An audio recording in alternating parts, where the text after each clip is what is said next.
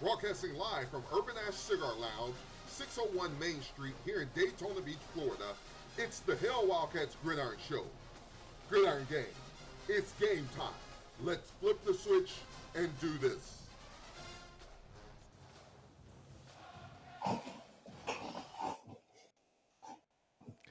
Very pleasant good evening, ladies and gentlemen, and welcome to another edition of the Hail Wildcats Gridiron Show. I'm your host, Coach Darold Williams, here with my co-host, Mr. Ralph Smith. And tonight we're going to be flying without our professor. He had another engagement that he had to attend to, and prayers up for he and his family. And then we'll be joined later by Mr. Jerry Bell. So, Ralph, my guy, how's it going, man? It's been a long week, my friend. I can hear it in your voice, very much so. Long week. Same here, and still going, and it doesn't end for me tonight. Neither you. It's going to continue on like that for a little while. So, yeah. Glad to be here, man. Just tell us a little bit about your week. I know it's been a busy week, and well, did a lot of thinking. Granted, last week, Alabama State has a pretty good football team. They do, but I also think Bethune-Cookman got a pretty good football team. We just haven't put both sides together. Haven't put both sides together. Our offense has proven that they can move the ball and score against any FCS team. We've proven that. We have. Our defense doesn't seem to improve. Look like we're in the same place. And I thought last week we sort of regressed because I thought we had been doing a pretty good job of tackling this year. And then last week it seemed like we forgot everything we learned. So I was kind of concerned about that. Okay. Yeah, I would agree with you, and I know we'll get to a little bit more of that as we go through the show, but I would definitely highly agree with you in regards to those things, and we'll see what we do on this Saturday against the Jaguars of Southern University. But without further ado, we will go to our SWAC week recap. As you mentioned, Ralph, on this past Saturday, our Wildcats went into the Hornets' nest of Alabama State University. Final score of that game, Alabama State 52, Bethune-Cookman 35, and we will cover that game in its entirety. Next up, Prairie View goes to Alcorn State, Prairie View 13, Alcorn 12. Jackson State goes to Alabama A&M. Final score of that game, Jackson State 57, Alabama A&M 24. Ralph, is that a surprise to you? That was somewhat of a surprise to me, but Alabama A&M have the same problem we have. Right. We can't stop anybody. Right. And I think Alabama. You gotta either make them. You gotta either stop them or make them slow down, and they have the same issue we have. Right, and it's just hard. But I still thought that game would be closer. Right. Because I don't feel that Jackson State is explosive as they were last year. No, not at this time in the season. No, I would agree with you. So then Arkansas Pine Bluff goes to Texas Southern. Final score of that game: Texas Southern 51, Arkansas Pine Bluff 7. I also thought that game would be a little bit closer, Ralph. They're a little closer teams to each other, but that's not what happened. Yeah, neither one of those teams have been great this year, but I thought Arkansas Pine Bluff beat Alcorn. I thought, okay, I think they got things together. And Texas Southern just seemed not to have anything together. But then they pulled up 51 points. So I don't know. Yeah, definitely. So it we'll see. Not many teams played last weekend, but some of the scores were definitely surprising. So that'll take us right into our Pro First Sports Management SWAC Week schedule and rankings. This Saturday, October 11th, Mississippi Valley will go to Alabama A&M. That's a 2 p.m. kickoff there in Huntsville. It is Alabama A&M's homecoming.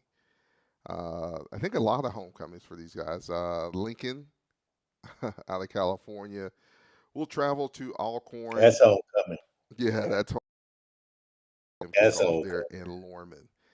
Southern Jack will travel down to Daytona Beach to take on our not homecoming. That's 3 p.m. kickoff down in the world's famous beach. North Carolina Central will travel into Bragg Stadium. That's a 3 p.m. kickoff there in Tallahassee against FAMU. Ralph, what do you think, bro? Well, on paper, it shouldn't even be close. Right. But Central is not going into Tallahassee and run roughshod over the Rattlers. I just don't see that happening.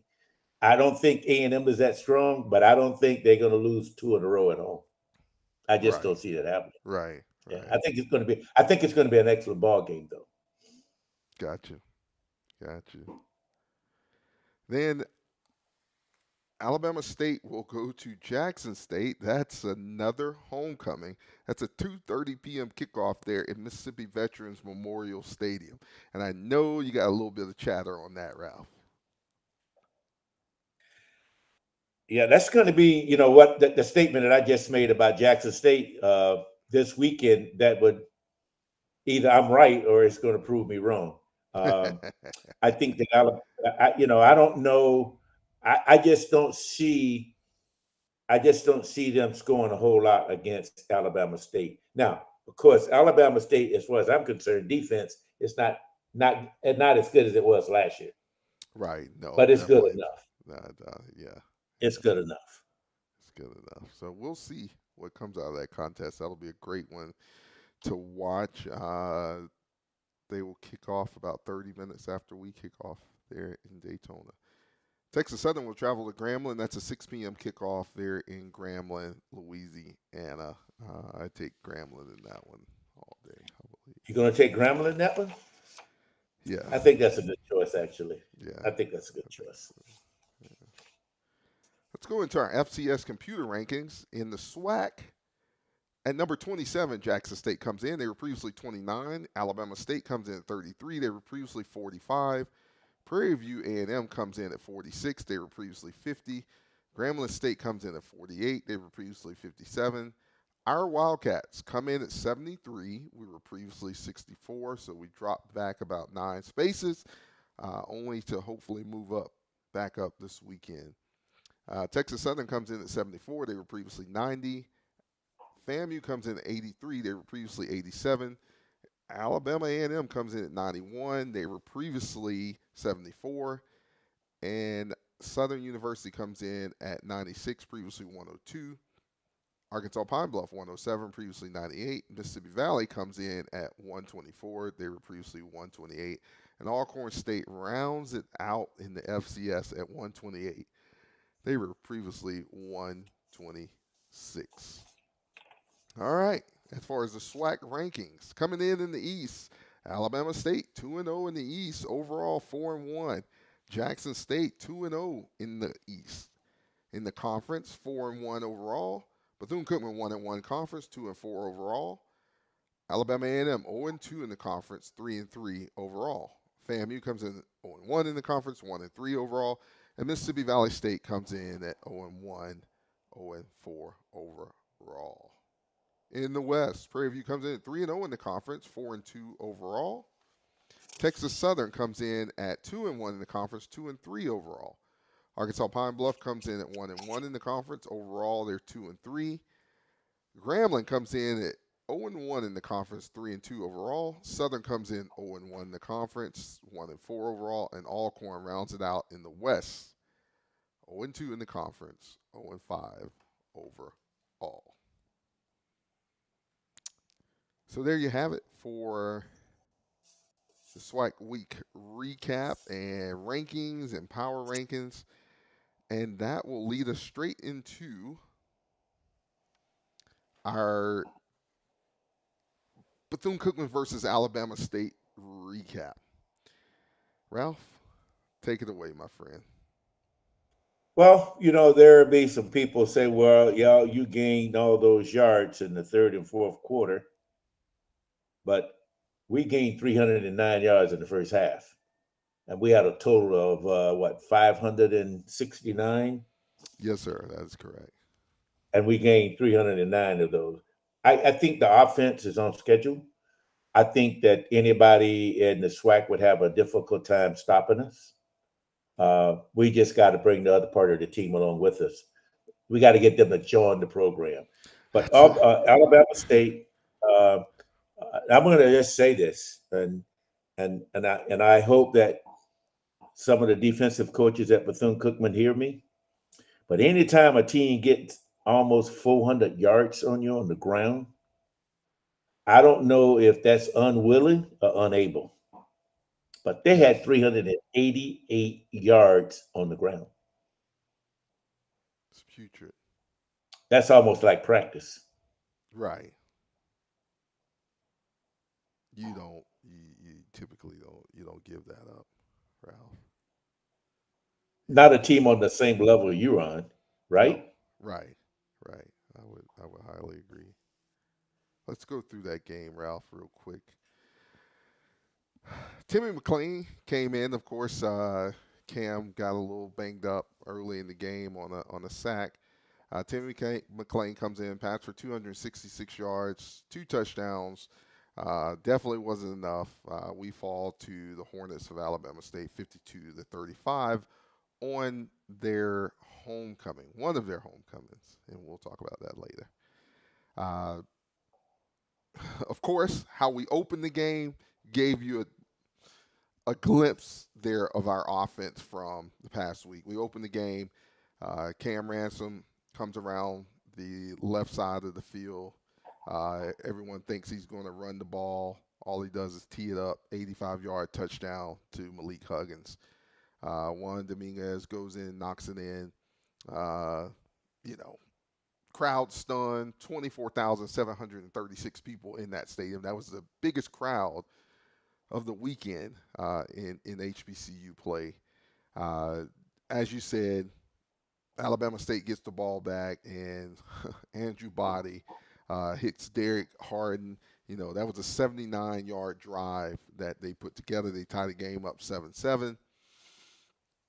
We then turn the ball over on downs. We hold them. They get a field goal. They go up 10-7. 3:49 remaining in the first quarter. We go 3 and out again. Alabama State goes down 70 yards, score. And that's pretty much what we saw all day, Ralph. All day long. Yeah, that's pretty much what we saw. To where we were down 24-7. Pretty quickly. Timmy McLean enters the game. As I said, as Cam went down, Cam's fine, just precautionary stuff. So we hope to see him on Saturday. He and Timmy on Saturday. We go 10-play scoring drive. Hit Javon Ross twice on that drive. Then throw a pass down to Huggins for a 4-yard touchdown. We come back 24-14. You still got a chance. We've been here before, right? We've been here before. We've been here before. and let's keep playing. Let's keep pressing. But then again, we allow, Andrew Body hits Jalen Jones on the 30-yard route, goes all the way to the end zone. We're down 31-14 right before half. Come back after halftime, and just same thing as previously. We go down 45-14. Then we finally start finding the end zone. We score. Timmy McClain again gets it to Ali Scott, 45-21. Then same thing. Alabama State comes back, answers it, 52-21. Overall, they had 6 players on their team that scored touchdowns, including a Daytona gentleman. So we come back down. We drive 74 yards, 14 plays, took 7 minutes off the clock. That's one of our longest drives for the season. Timmy McClain finishes the drive 5 of 7 passing, then gets his second touchdown. Rashawn Brown, gets another touchdown. We finished the game, as we said. Final score, not too happy with it. 52-35. Rough outing for our Wildcats on this past Saturday. Happy with what the offense did, but there's 3 phases of football. There's offense, there's defense, and there's special teams. So Ali Scott had 100 yards on the ground, 15 carries. Timmy McClain had 266 yards through the air. He completed 24 of 34 passes, 2 touchdowns. He also ran for about 29 yards as well as a pair of touchdowns. Mr. Javon Ross, 9 catches on the day, 137 yards and a touchdown. And Malik Huggins finished with 7 catches, 132 yards and 2 touchdowns. On defense, Antoine Watts, game high, 10 tackles, 7 solo, which is never good for a safety. And then Steven Sparrow had 6 tackles, and 5 of them were solo. So that's where we are. Remembering what we said, hey, we're facing a good team. Could we have competed with them? Yes. Is that realistic if you can't stop them? No. And every time they touched the ball, basically they were putting it in the end zone, and that's a long day. That's a long day. You can score as many points as you want, but if if your defense can't tackle or we can't stop them, then it doesn't help at all. Doesn't help at all. So, fans, make sure you share the Hail Wildcats Gridiron Show with your family and friends. Let them know. Come on the show with us, and let's talk some Wildcat football. Right now, we're talking Alabama State versus Bethune-Cookman on this past Saturday. Final score of that game was 52-35. Did I cover it, Ralph? Pretty much. Yeah, that's a hard. Pretty much. I think we have the opportunity to make this season successful, but we got to get back to the basics of defense. Yeah, definitely. We gotta put up a little bit more resistance. Yeah, because this past Saturday, we didn't put up any resistance. It's almost as if we were just going through the motions on defense. And listen at these miscues, and this was just on offense where we still managed to score 35 points. A missed 4th down throw early in the game.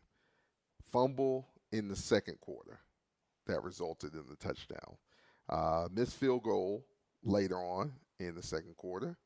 And then we had a bad interception in the third, and then Then we flipped to the defensive side, and tackling just was not, or stopping what they had to throw at us just was not our forte on this past Saturday. Yeah.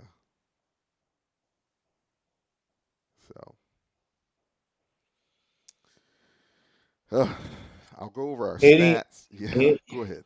Anytime you give up nearly 400 yards rushing, oh, you're in big trouble. You got some work to do.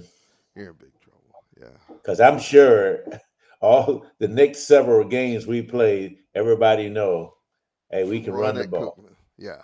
You can run against Bethune-Cookman. We saw this before, especially against Southern last year, because we had we went to 5 overtimes with them, and that came down to pretty much a running contest against them. So, yeah. Final stats for this past Saturday's game. Bethune-Cookman, total yards 569, ASU 559. Passing yards, Bethune-Cookman 362, ASU 171. Rushing yards, Bethune-Cookman 207, ASU 388. Penalty yards, Bethune-Cookman penalized 4 times for 37 yards, Alabama State 7 for 73 yards. First downs, Bethune-Cookman 33, ASU 25. Third down conversions, Bethune-Cookman 5 for 10, Alabama State 2 for 6. Fourth down conversions, Bethune-Cookman 1 for 2. ASU did not have to attempt any fourth downs. Time possession, Bethune-Cookman 33 minutes, 59 seconds. Alabama State 26 minutes, 1 second. Ralph, if you look at those stats,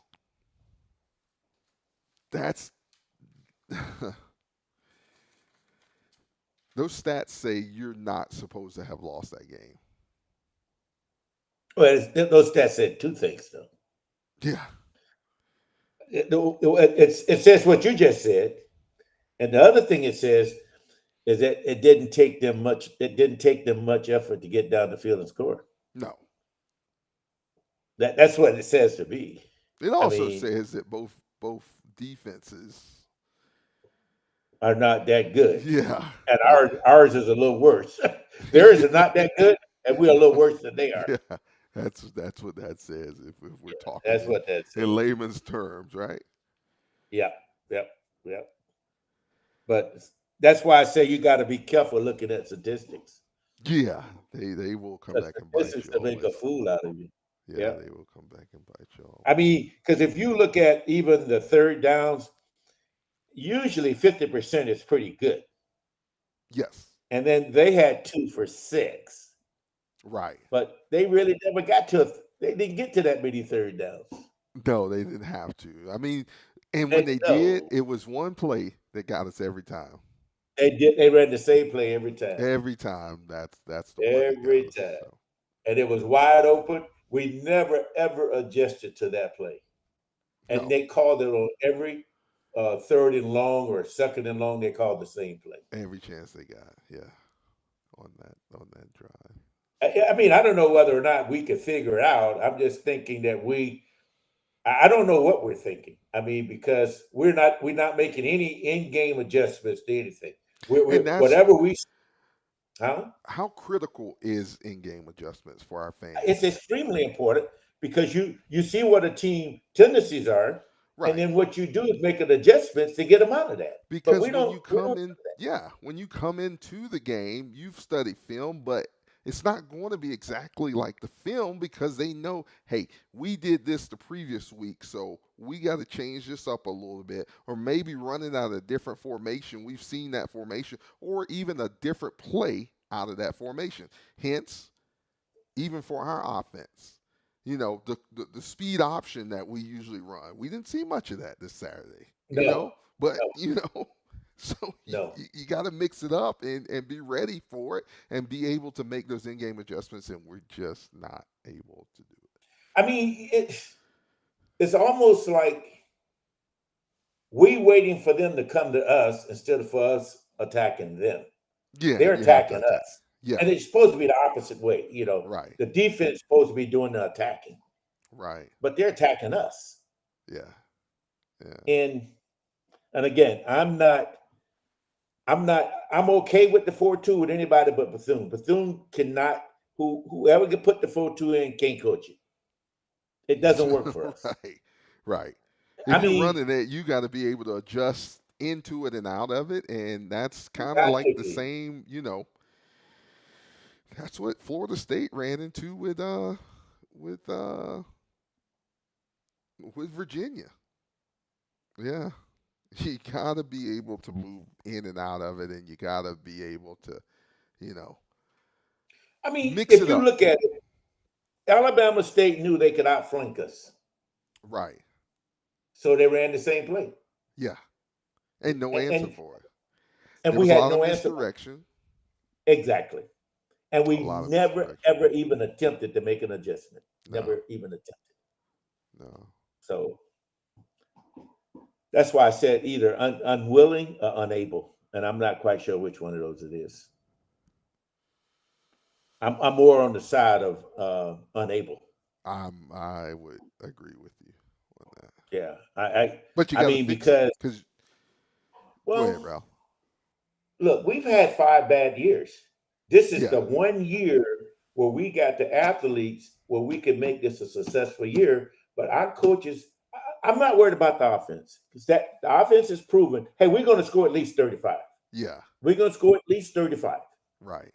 And usually, if you scoring 35 consistently, you're winning most of those games. Yeah.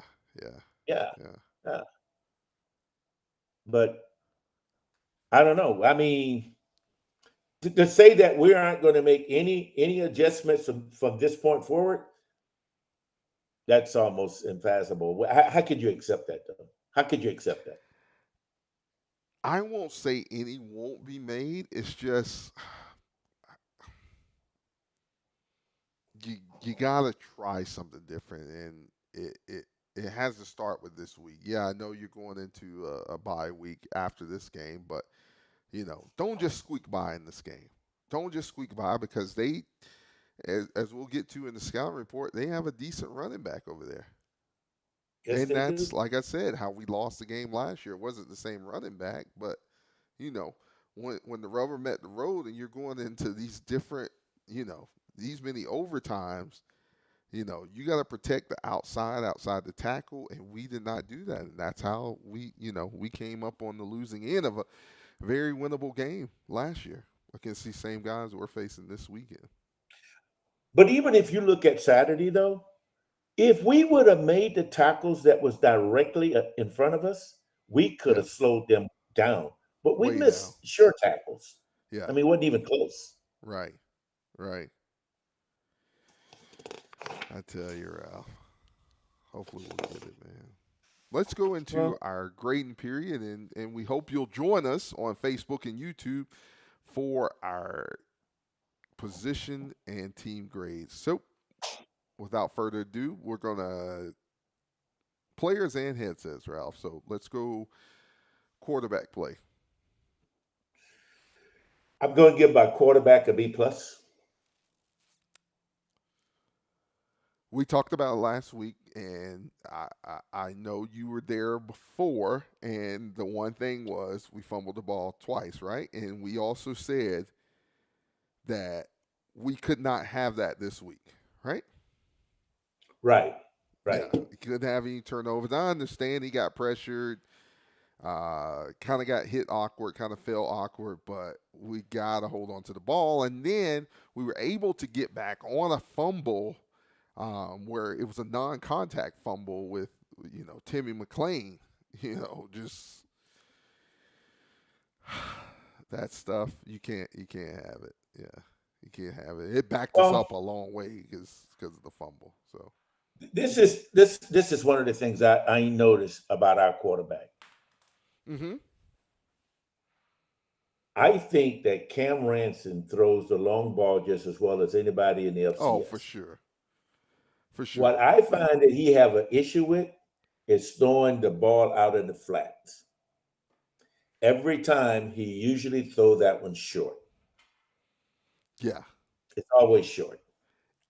Because on that fourth down, if he throws that ball and that guy's he walks to the first down. Yes. but the Yes. ball was short. Yeah. Yeah. And then you never can tell. It's either going to be like real hard to where you hear that pop, or it's not going to even make it there. Yeah. But again, I was kind of proud of the fact that they went for it, the fourth down on the 50-yard line. Right. That shows me that they had confidence. They got what we confidence. have. Yeah. Right. Yeah. Even with an explosive team like Alabama State, we still went for it on fourth down on the 50. Maybe that's not good. Yeah, I mean, you got to challenge them. You got to roll the dice and show them that, hey, we ain't never scared. You might have us outmanned, and what I mean by outmanned, size wise, but hey, we're gonna try it. We're gonna try it. It's mano y mano. Got to stop us if we can't stop ourselves. If we don't stop ourselves, So yeah, I mean, this is what I saw. I saw that the offensive coordinator came into the Alabama State game with a plan. Came in there with a plan. It wasn't executed to perfection, but for the most part, what he was trying to do was there for him. It was there. It will work. Yes. I can't say that. I'm not going to even grade I'm not going to grade the defense. I'll grade them later. But go ahead. So we got a B for quarterback play online. Let's go ahead and go to running back play. I'm going to give my running back a B+. Ali Scott, Kamani Robinson. Kamani came up a little bit. He's fine. Also, I think tape was a little too tight. Things of that nature. But that was a very physical game. But running back, B+. How about, what do you say online for running backs? Is there anything special, or I don't want to say special, but is there anything that you saw that gave you hope in our backfield on this past Saturday? I think Scott. Yeah. I think he ran like a big boy. I mean, ran like where he came from, huh? Exactly. I mean, at first I'm thinking, well, who in the hell is number 11? That was going around in the stands also. Who was number 11? Then, of course, I mean, it would be nice if somebody tells us they change the numbers, but anyway. Well, hopefully we can find another number 26 gold jersey. Sometimes those have a. Yeah, I think he ran pretty hard, though. I think he ran strong. We got a B+ online. I do too. Against that competition, that's how you had to run, and he did it, satisfactorily, and without a hitch. So let's go wide receiver / tight end. I'm giving the wide receivers a B+. Okay. Where does your B+ come from? Well, I kind of think that with as explosive as our offense is, we gotta come up with more ways to get the ball to. I mean, how many catches did the kid? What's his number 4? We got to get him in the game. We got to get Jenkins. I know it's only one football, but Jenkins usually beat his guy just about every time. Yes. So yeah, definitely we because a lot of people are keen on Malik Huggins. That's right. Yeah, a lot of keen on Malik, so you have to go elsewhere, and soon they're going to start keying on Bon or Javon Ross. And that's exactly what you want them to do. Yeah. But if you look at the play where Cam got injured, that guy came in and nobody touched him. He went directly at Cam. Yeah. Nobody touched him. And I'm not quite sure if that was the defensive end or was that the linebacker. No, it was DN. No one touched him. No one touched him. No. And I think if you look at him, he was a little surprised too. Yeah, because, had we blocked that guy, Cam could have stood back there all day. That's right. Yeah, he could have, but that guy came free right off the edge, and Right off the edge. I like you said, it surprised even the defensive player because he kind of locked up and hesitated, and Cam tried to move, but yeah. Yeah. We got an A for wide receivers online. Okay, A, B plus. Yeah. How about offensive line play? Now, I think the offensive line, I'm going to give them a solid B. I think they did a pretty good job. We were still able to move the ball. We were able to move the ball. We wasn't able to move it as well on the ground as I would have liked us to do, but we were able to move the ball. Right. So I'm going to give them a solid B. 10-4 on that. What do you say online? What do you have for offensive line? I said B. Yeah, I know. We're asking our online listeners. Oh, you asked? Yeah. Oh, okay.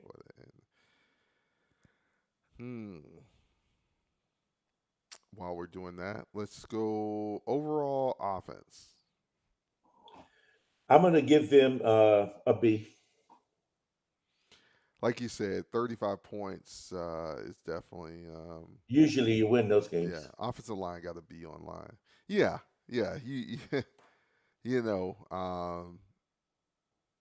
And probably could have put 42 up on the board. But, yeah. Why press it? Like I said, we held Cam out for, and I know Timmy McClain could have got it down there, but why press it when you don't have to? And it's just like it's futile. You try to, you're trying to clean it up, but you can't play both sides of the ball. You're either playing offense or you're playing defense. So exactly. Yeah. Oh boy, here we go. Let's flip the script and let's go on the defensive side of the ball. Defensive line. D. Explain your D. I don't think they played aggressive, and they wasn't forcing Alabama State into doing something they didn't want to do. Alabama State did just about whatever they wanted. Right. We wasn't putting that much pressure on them. Yeah. And it wasn't like Body was. I got to give him props. He's a great quarterback, but he wasn't like lighting it up to where you couldn't, you couldn't have slowed him down, and we could have phased him. But again, even with a quarterback like Body and the fact that they like to run the ball, we didn't run any stunts and we didn't even try to blitz. No. I mean, it wasn't up the gut stuff either. No, it wasn't. It was, a lot of off tackle. A lot of off tackle. Yeah. I don't, maybe you can explain this to me. And I don't think I've observed one game where we blitz or ran stunts. We didn't do that at all last year. We didn't run any blitz. We didn't do any stunts last year, and we aren't really doing it this year. And if you consider our defensive line is a little bit on the light side. I mean, they're a little bit on the light side. Yeah. And then the fact that you're actually playing two safeties as linebackers. Yes. I call them safeties anyway. I mean, that's basically what, Yeah. You're not going to, and not to take anything away from those guys, but you got to have absolute dogs in those positions to be. You got some guys. You got some guys coming to knock their heads off. Oh yeah. And you got to be able to. Your D line has to be able to keep those offensive linemen off of those guys when it comes to running the ball. Exactly. Exactly. They're small, and if a big body, which, man, as we said last week, those guys stand about 6'2" across the board, 300-something pounds. So It's hard to run around that wall when the ball is coming right behind them or what have you. You just can't do it. And we don't do a very good job of getting off blocks either. No. By the time we do, it's like down the field, and that's when you have people like Antoine Watts having the number of tackles that he had. So, well, anytime your safety is the leading tackle, that tells you a lot right there. Yeah. We got an F over there for D-line. But before we give the kids an F though, yeah, I think you got to go to headsets on that one though. Oh, you do. You do. Yeah, you got to put them in a winning situation. That's my point. Yeah. So okay, you could give the kids an F, but the headsets, just like a preparation, as far as I'm concerned. One time during the game, we went to a different, we changed the defense up a little bit. Was that the fourth quarter? No, it was a little earlier. I think third quarter. We put a single safety back there and rolled somebody down. But if a team's running off tackle on you, you probably should drop back. Yeah, you could go to 4-4. You could drop back to a 3-4 because if you're front line and factoring in, there's no need to have 4 players because that's just 4 players who just got taken out of the play. I don't mind 3, but 4, yeah. Now you only got 7 to play with against 10 people, basically. Exactly. Well, let me ask you a question. Maybe you can explain this to me. Okay, so if you're running a 4-2-5, what is it that defense is designed to do? Stop the 4-2-5. Stop the pass, and you got to have a maniac. You got to have those 2 maniac linebackers because they're your second level, right? But it's almost like we're playing to make the tackle at the third level. But see, okay. That was the reason I asked that question.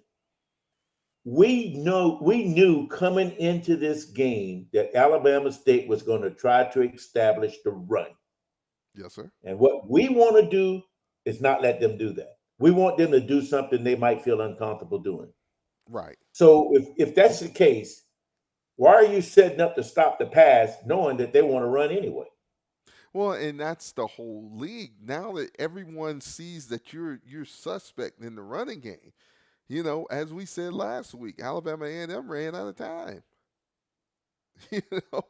Exactly. Passing the ball, they only passed the ball when it was absolutely pretty much necessary, and it was home run balls for the most part, either the tight end or to number 2.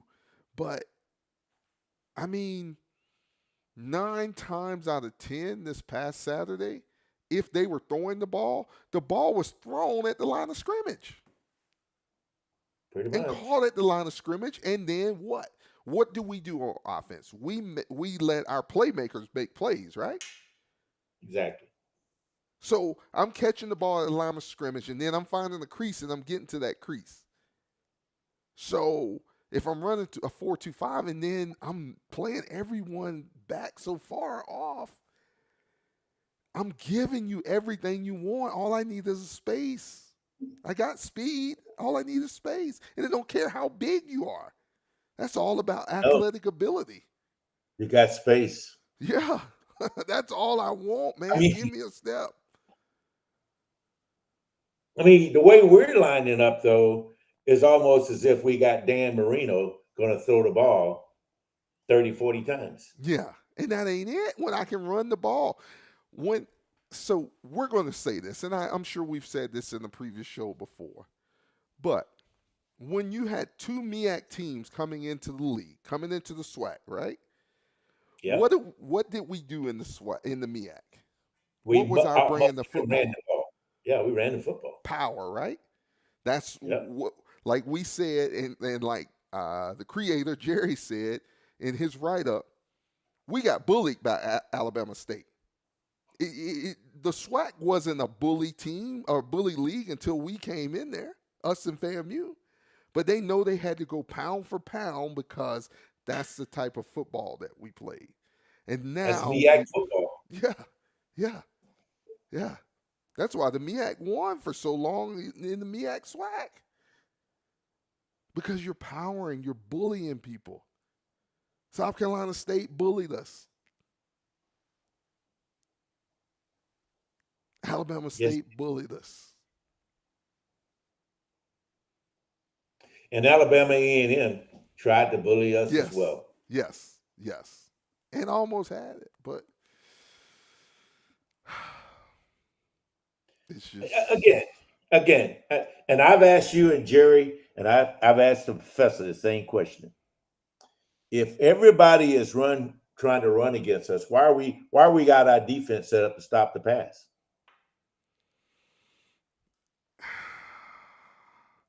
I'm just asking the question. Ralph, I mean, is that all you know? Would be my question. Is that all you know? I guess that's all he's done for 3 years. And you gotta be a special coach to run that. And I keep referencing, we're looking at a big stage, and I keep referencing the Florida State Virginia game. As everyone knows, Florida State lost that game, and what did Virginia do? They ran the running backs and they ran the quarterback straight at Florida State, and there was no answer for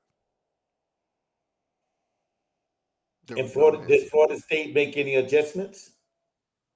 They tried, but they still did not contain the quarterback on the zone read, and he killed him around each edge. They made him look like he was, he was one of the fastest quarterbacks ever. Well, that's what they're doing to our Wildcats. Well, it's hard. You know what? It's really hard to make that an in-game adjustment in a 4-2-5. Unless you bring somebody down, you got to roll somebody down. And like I say, one play, we did that Saturday. And then you go away from it. Stunts and guess what? Guess what? It's coming at you again. It's coming at you again Saturday. It's coming at you again. Yeah. Because really, the only thing Southern got going for themselves is they can run the ball. They got a really decent running back. Yeah, transfer from over. Yeah, LSU. from LSU. Yeah. And I mean, okay, LSU, but I'm just saying. He came down. Well, it doesn't matter where a running back comes from, because we faced two little guys on Saturday. They did have a big guy, but two little guys. The little guy caused the most damage. What, he 5'9"? Yeah. He caused the most damage. Yep. Because of those creases. You give him a step. Yeah. Give him a step, and he's going to take every bit of it. So, yeah. Let's grade linebacker play. And I know we've talked about it already a little bit. Give me your linebacker grade, Ralph. I'm giving the linebackers a D-. With you. I agree. I know one of our linebackers made several tackles, but he should have made twice as many. They came right at him. They ran right at him. Yeah.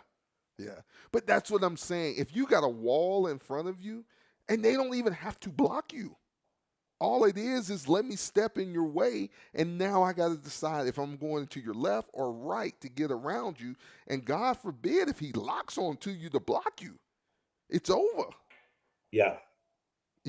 So. And really, if you look at it, though, if you look at that game again, they just smothered our linebackers. Yeah. You didn't even know they had to do. Yeah. That's all they had to do. Great offensive scheme. Pretty much. And I agree. You do need a QB spy. You got to have one. But if you only got two guys. Well, like you said, on a 4-2, you can't have a spy. Right. I'd rather you take one lineman out, bring an extra linebacker in.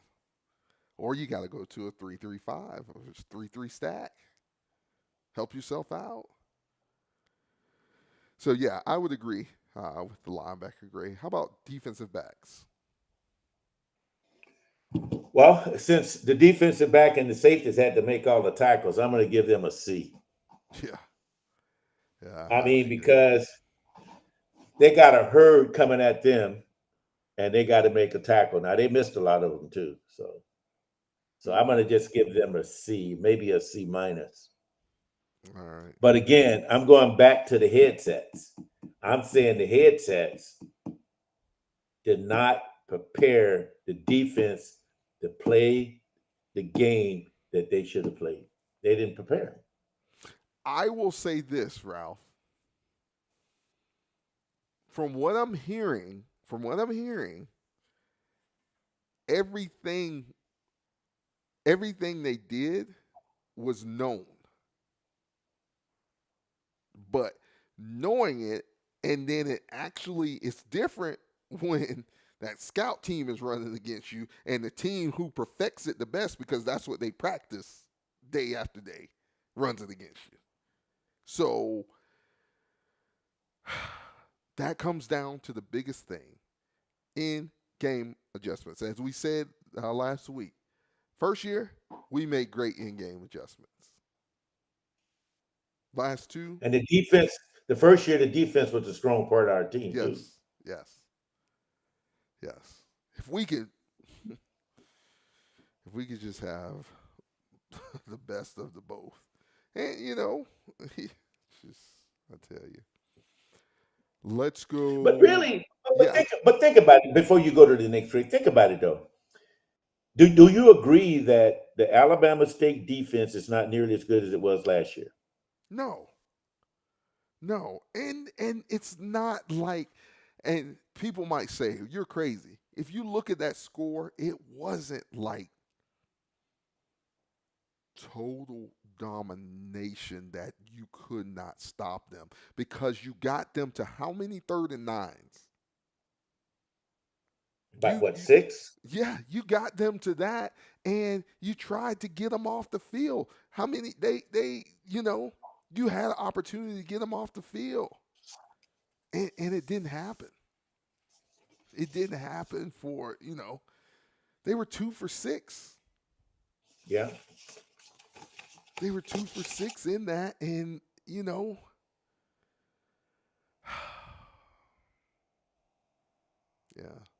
Well, again, we graded cornerbacks, right? Yeah, we went cornerbacks, defensive backs, yeah. Okay. Let's go overall defense. D. Why, Ralph? Daryl, I'm being pretty modest with the D. I know you are. I mean, because again, at the beginning of the show, I said anytime a team gained 388 yards when you're on the ground, that ain't nothing to hang your hat on there at all. At all. I mean, the last team that did that against us, I think it was Memphis. I think they gained. No, it was a FAU, and they gained about 500 yards on us on the ground the last time we played them. That's every offensive coordinator's dream. And I know they threw the ball, but they didn't have to. As I said, their passes were not those of home run balls. No. It was like, okay, I'm going to throw a lateral over here, and let me see how my man does with the lateral. Next thing you know, that black jersey's down the field. Because if you go back 4-2-5. If you go back to the first touchdown that Alabama State scored, they threw the ball to the tight end, and there wasn't anybody within 10 yards of it. It was not. Now you would think last week when we played Alabama A&M, I bet the tight end caught about 10, 12 balls because we wasn't defending him. No. We ignored it. But you can't. You can't. Okay, so How many people do you have? Let's break it down for everyone. How many people do you have on the offensive line? You count the tight end? Typically, they're gonna spread him out. Yeah. So you got have five. You got five interior linemen, right? Yes. Yep. Okay. And so we know there's 6 more people on the field, right? You got to count the quarterback. Okay, that's number 6, Yep. right? So now there's 5 other people. You got 1 running back. So now you got 4 other people that you got to cover and stick. And how many do you have at the second level? You got 2 at the second level, right? 2. And so then you're supposed to have 5 other ones in the Exactly. secondary, right? Yes. To cover how many people? 5. 5.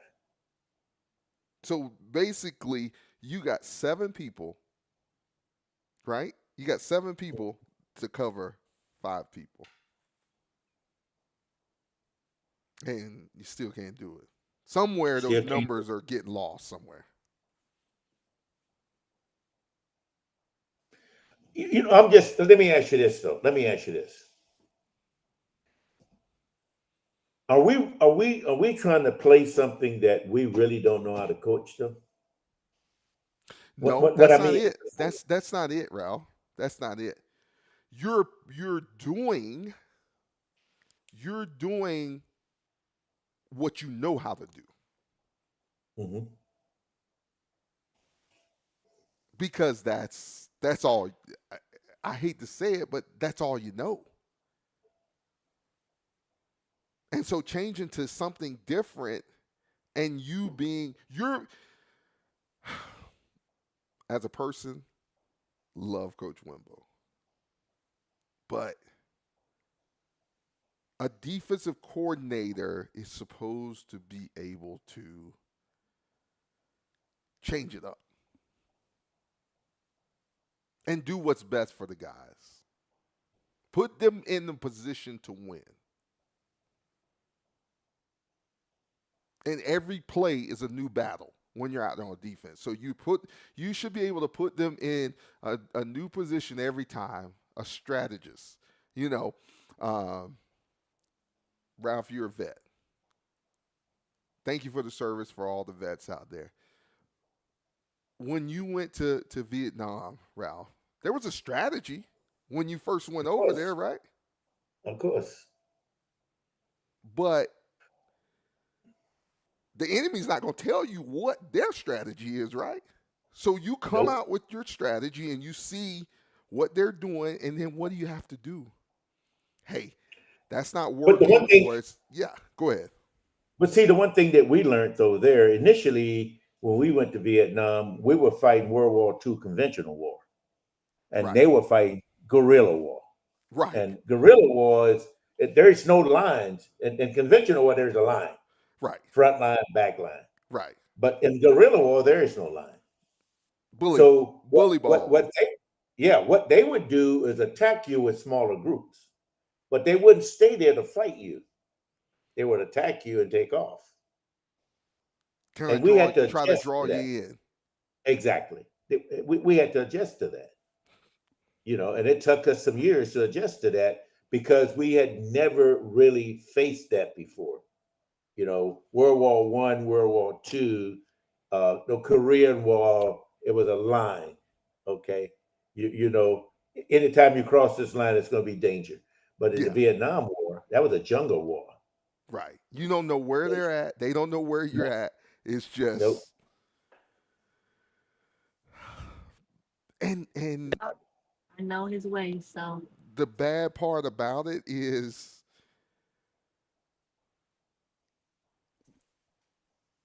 we're facing that same battle every week.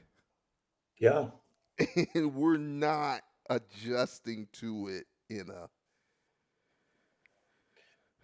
From what I've seen, though, teams know that we're not good at stopping the run, and they come in running. I mean, when they get off the bus, they're running. Right. Right. So I don't. I mean, I'm not. I'm sure. If you look at the coaching staff on the defensive side, you got a lot of guys with a lot of experience over there You who do. has been to a lot of different places. You got one guy over there on that side who's never coached at the college level, but everybody else has coached at the college level, and they've been around. They've been around to Power Four, Power Five schools. So you would think they have the knowledge. I mean, five heads together should ought to be able to figure that out. I agree. Mr. But Bell, Jerry I don't Bell, know. welcome to the show, man. How's it going? Hey, what's going on, gentlemen? You guys doing well? You're Doing doing well, good, man. Mr. Bell. Yeah. Doing good, man. So listen, man, I'm actually driving right now, and you all talking about this defense. I'm trying to convince myself to keep it between the lines and not swerve. Well, maybe we should let you just drive because I know that defense will get you Yeah. upset. Like I saw it in your face Saturday. It's just So the problem is, it's been in my face for for 2 years now, hmm and here's the like issue, right? First and foremost, I think Ralph was just alluding to it. We come on here and we're armchair quarterbacks and all that other stuff, and we get all that. The guys that are out there that get paid to do this, those guys know a ton of football.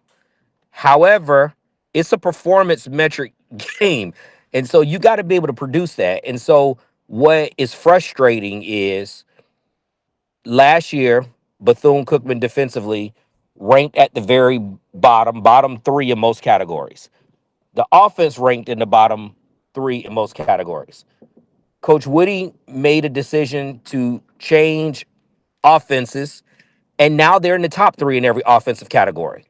But we come back and we're really kind of running the same defense, very few changes in what we're doing, and we get in the same level of production. My point to all that is saying is that, you did an analysis, you decided that we had to do something different offensively, and we're reaping the benefits of that. But on the defensive side, we're really doing the same thing that wasn't working last year.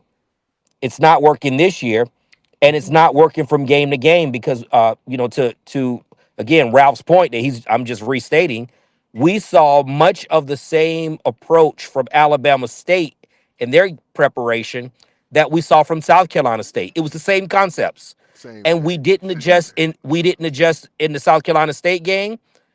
We weren't prepared for it in this game, and we made no adjustments to it in this game. So at some point, you just got to stop being prideful, stop saying this is what we're going to do, and come hell or high water is going to work, and you got to be honest about where you are. And right now, it's not working. You gave up 560 yards of offense, and they ran the ball down your throat for 300, and we said 388, but they did a correction. It was 389. They gave them an extra yard. They didn't need to take away some yards. Don't add any extras. But they got to do something different defensively. They can't just line up and just let guys punch them in the mouth and expect to continue to win. Definitely. Definitely. So Jerry, so when do we make these adjustments though? I mean, we're midway through the season. The better teams make those adjustments from series to series, or even Yeah. within it from series to series. The mid grade coordinators make those adjustments, from half to half. Even lower tier make it from game to game. So I'm not gonna what needs to be changed. I don't know. I have my suspicions, but again, those guys get paid to try to figure out what needs to change. All I can say is something has to change because again, you see the results. The defensive line, to their credit, they don't necessarily, it's a lot of stalemates with our defensive line, right? It's not like they're getting blown off the ball 7, 8, 9 yards. Right. Most of what they're doing is just stalemate at the line of scrimmage. They can't disrupt anything. They can't get penetration. And it's quick to get by. And so but at least it's stalemates. The problem is on that next level, our linebacker play, it's a bunch of guys that are new to the position, converted safeties, converted corners, converted running backs. A Right. lot of guys who are trying to run it, they just don't recognize, they're not recognizing what's going on in front of them soon enough. And so they're not able to get there and make those plays at the point of contact. They're kind of getting caught when with the offensive lineman scraping to the next level. And and then our safeties are back there, but with everybody running RPO 4-2-5, you got to have a lot of help from your secondary. That's why that's your +1. That's where you get the extra man Right. in there. But these teams that run so much, they're running their RPO game at you as soon as you come down. It's something's got to change. Jerry, I something simple. If you ask me, since this is the coaches section, right? To me, I just think, again, I don't think, hey, you just go out there and we need to blitz 8 people every down. I don't think that's the answer. But what I do think is something that you can help yourself out. Just look at what happened on the opposite side, right? Alabama State, we scored. I mean, I'm sorry, we racked up what 569 yards of offense on them. yes, sir. Right. And so, but what they did was they didn't stop Bethune offense. What they did though is they said we're going to bring 4, we're going to bring 5, sometimes we'll bring 6, but we're not going to bring them from the same spot. And what they were actually doing is like, we're not going to shut down your offense, but we want to confuse you enough that your quarterback have to hold on to the ball a little bit because the offensive line don't know where guys are coming from. You're not recognizing, making you come off your first read and then create a couple of turnovers. I think for Bethune's defense, I don't think they're going to go out and, you know, limit teams to 10 points a game and 215 yards of offense. But what I think they can do is say with the offense like you have, it's about complementary football. That's what coaches talk about, right? So then the approach becomes we don't have to shut everybody down, but you know what we need to do? We need to steal 3 or 4 possessions a game through Yes. turnovers or forcing them into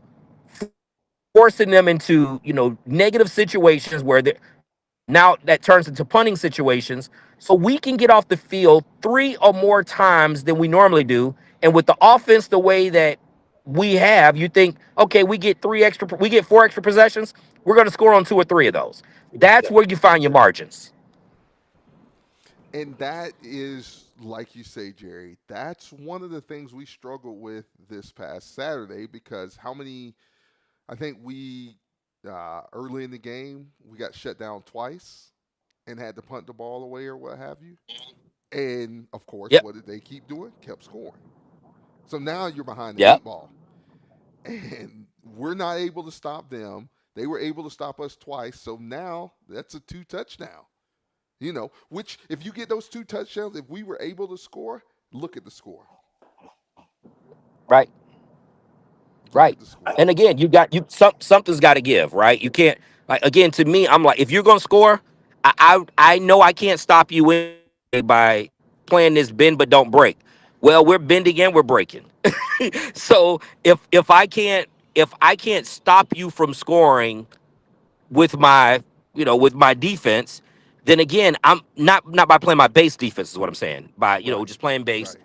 then I need to come out and find a way to try to get enough pressure. Again, not that I can still bring 4, but I can also line up 7 guys on the line of scrimmage and you don't know which 4 are coming.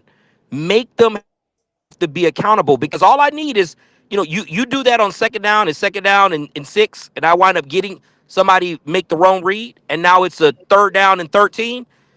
That's a whole different ball game and force you into a punting situation, get off the field, and so again, they got to do something different. That's the bottom line because again, we're just not good enough to line up, play base, let the offense know where all of our guys are lined up, account for everybody, and we don't make them think, from the pre-snap look to the post-snap look, everything is exactly the same. We're just not good enough right now to win like that consistently.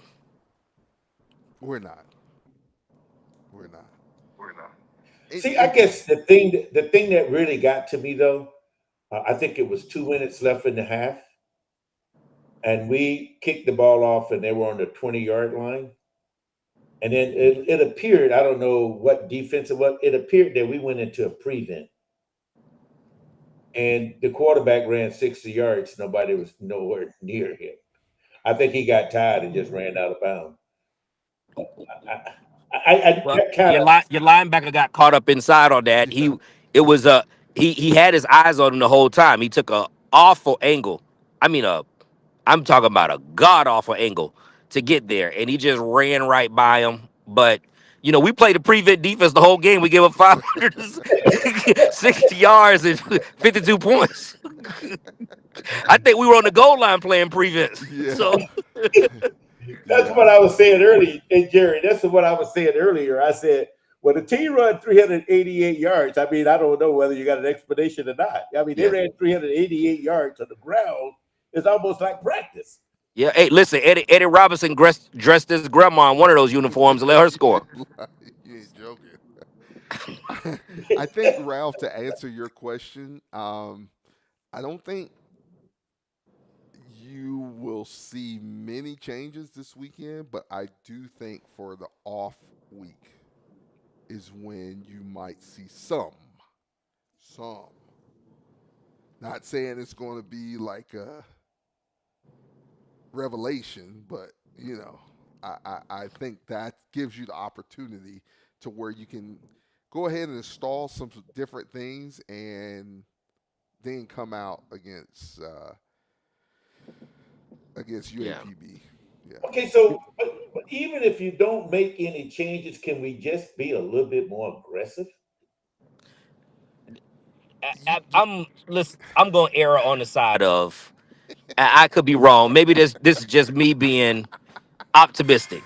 But Right. I would again, Ralph said this earlier, right? All these guys have been around football for a long time. And so I'm like, I want to believe that it's more their pride in trying to prove a point that this will work than them not trusting their ability to teach. Because at some point, I mean, we've seen it though. We've seen packages. Just again, take this same defense, the same defensive coordinator, the bulk of the same defensive staff. In year one, it was the same coaching staff minus Stuckman, but you had the same coaching staff, and it was a high pressure defense. They brought guys from everywhere, but it was by far the most productive from a performance standpoint. It was a very good defense in that year, but it was a high pressure defense. And now again, we've kind of gone to more of a base look, and I don't know why. So I'm just thinking maybe just it was just a pride thing. It can't be a teaching thing. They've already shown that they Nah, can do it. nah. Go ahead, Daryl. You What you got to say, buddy? Jerry gave the answer without giving the answer. He said it without Yeah, directly he called pointing one at name. it. He called Huh? one missing name. He called one missing name. If you Those guys find had to anyways, be quiet. yeah. If you find that For one anybody person, listening, I was being nice. I said I yeah. give him credit. If you find that one person, he's in San Antonio, Texas. you, I guarantee you, we wouldn't be having this conversation. I don't And it think was so. said back then. We were supposed to coming into season one. We had the same conversation, and that was supposed to be the weakest side of the ball, and it was not. And it ended up being the strongest side Yeah. because of that one person who really knew football Do I think we and have had a someone on lot the of staff mouth. who could help out with that now? Yes, but Man, you got a room full of coaches. There's guys that know football over there. Like I can't accept it. These guys have been around. Heck, they were around. All they got to do is go back and look at their game film from that year. At some point, you're just being stubborn. Some point, yeah, you are refusing to accept what all of the proof It's telling Yeah. you on the eye test, on the game film test. And again, let me say this. That this is a little this is a source of frustration. In the South Carolina State game, some after the South Carolina State game, they scored 55. What the feedback that we were hearing from the locker room was, oh, the defense is just fine. It was just the guys who were on the field were missing assignments. Well, that's your job to teach them. Yeah. Well, now we go out here, we go out and we play against Alabama State. Those guys weren't missing assignments, but you were lined up in the exact same thing, getting punched in the mouth. That's stubbornness. That is. That's Yes. don't blame the guys. You got to coach them up or find somebody who can, And so, but you're doing the same thing. You're being stubborn. Don't blame the Yeah. guys. It ain't fundamentals when you getting taken to the woodshed. Mm-mm. That No, ain't no sir. fundamentals. No, That's sir. No, sir. clear as day. We get our brains beat out. So, let's go. One last thing. Special teams. I think our special teams are. I'm going to give the special teams.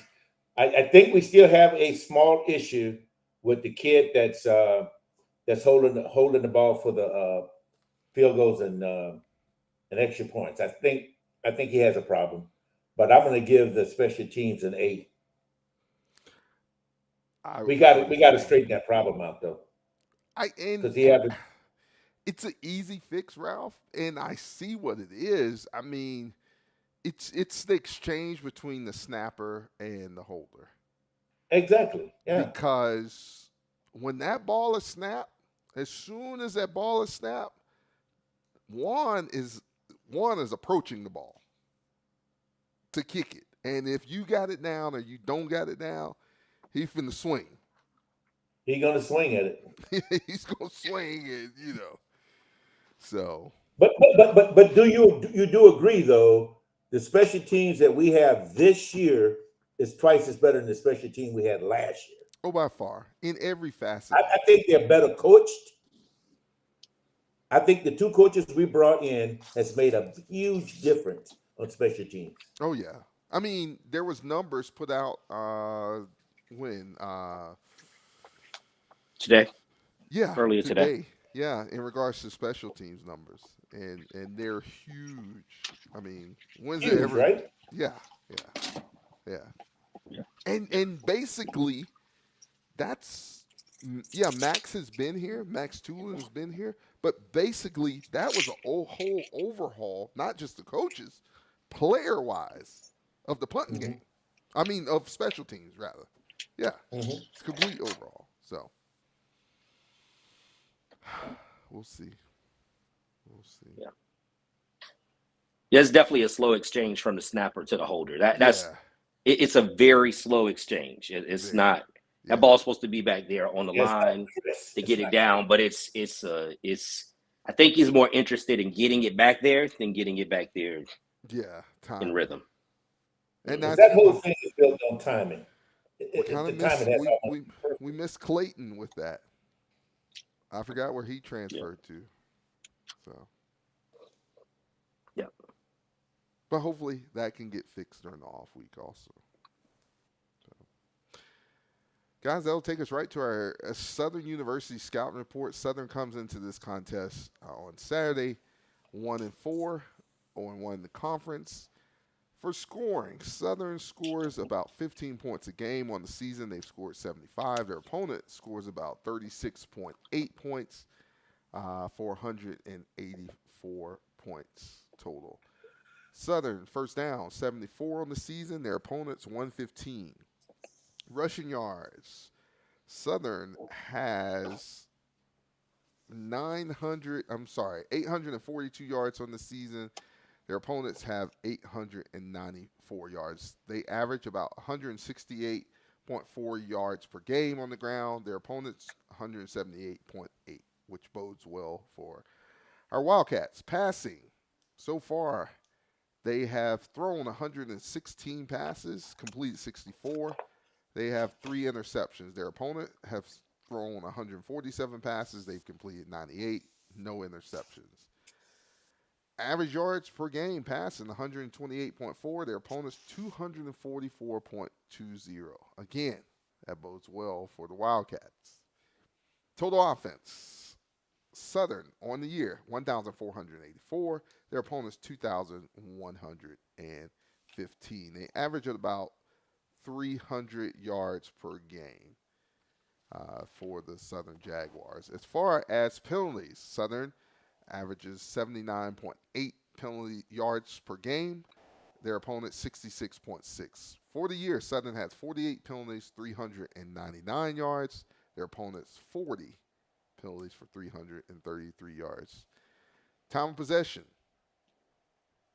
Southern averages 28 minutes, 11 seconds per game, and their opponent's 31 minutes, 49 seconds per game. So Ralph, you know all those stats that Darold just read off? Yeah, throw them out the door. Okay, so no, don't throw them out. Keep them. Use them to make a point. So, there's certain choice words that I choose not to use, but I might need you to be a substitute for me. There you go. Try to make me bad. So listen, Southern they rank dead last in the conference in passing offense, 128 yards per game, 55% passing completion. Running the ball, they're a little bit better. They're right behind us in rushing, and they, Trey Holly, I think he was one of the all-time leading rushers in Louisiana State history, all this stuff, right? So here's my question. If we sit back the entire game with those two high safeties, you just asked me, what the justice? If we have to wait until the bye week don't help us against Southern. If we sit back there in them two high safeties and let them run the ball down our throat when their passing game is atrocious, I'm whatever allocation I have left in them words, I'm giving them all to you. Hey, and you got you got free reign, Ralph, because we missed you on Saturday, bro. So make up for the back of the bus. But listen. Like I was telling Larry, I said, I can't go to that game because if I walk out, I got nowhere to go.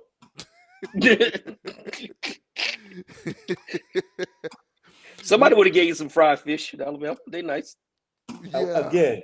Again, see, Darold keeps saying, well, we got to wait till the bye week. Well, I don't think we can wait till the bye week.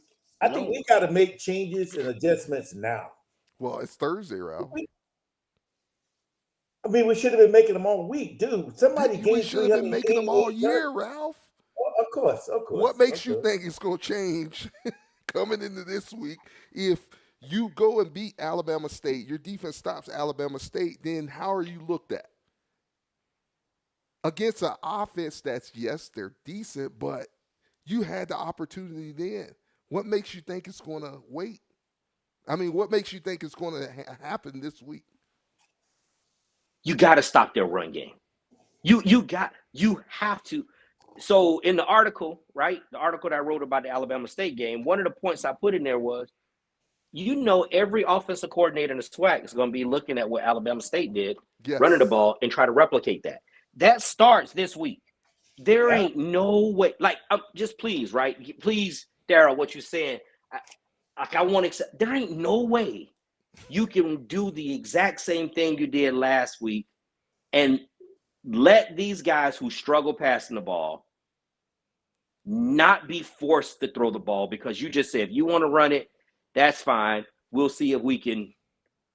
Right? Are you telling me that they're going to do this? Please. Well, no, I'm not saying. Okay, this is what I'm saying, Jerry. This is what I'm saying, Jerry. This is what I'm saying, Ralph. This is what I'm saying, listeners. This is what I'm saying. All I'm saying is, I ain't calling the defense. But what I'm saying is, I think the person who does call the defense feels that it will work. Pride. What would work? There you go. What we did Saturday against who? But that's what I'm saying. But Ralph, Or the week before. Daryl. If my point is, if you're any kind of professional, Right. you should be embarrassed that another FCS school burnt you for 388 yards on the ground. bro, You should be mad as hell. Yeah. Should you? Can I do my best Larry impression? Hold on, Jerry. Yes. Hold it, and then I want you to knock it out of the park because I want you to know the expression that I saw after that game on Saturday. There was a smile on that person's face. So, Larry, this is about the time where Larry, the professor, he Go ahead. works in academia. He would say all this. But Larry, he would, it's a college environment. You do the Larry thing, and so it's a university setting, right? If you are an English professor and someone turns in an assignment, poor grammar, syntax structures, you submit this at a college level and they come back and say, professors say, this is not good enough, right? This is your grade, right? Because I'm judging you based on what on your output. Well, we're saying the same thing. This is a university setting. And this football team, at some point, right? It's like you're judged on your output. You can't show up with these same mistakes over and over and over again at this level. And it's just supposed to be okay. At some point, you've got to adapt. You got to change. You got to grow. I get sticking with the program, but it's not like you're getting sample size and say, well, you know what? This run fit was bad right here, or these two guys won, but this guy missed it's a missed assignment. It's all over the place. And it's not like you're like, we're right there. We're ready for the next step. We're not close right now. No. So it's an academic, it's a university environment, man. You got to be judged on what you put out. I will say to each one of you guys, please don't listen to the SWAT call from this week. Oh, really? What was on the SWAT call? Well, I mean, Ralph, remember what we talked about was printed? Yeah. I don't remember. Summarize it. I missed it all. Seriously. Just give a summary of what they said. It's not your words. Fundamentals and techniques. Man, you fundamentally getting hit in the mouth. Exactly, but that's what I'm saying. I'm saying you all are asking for something that if you look at the way things are going, don't expect to see what you're looking for this week. Now, I feel that it is being thought that we have decent enough talent to not allow these guys to change their stats. That's how it's being looked at. For all intents and purposes. Of course, I was not able to make practice this week, but I think I'm setting expectations for you guys that,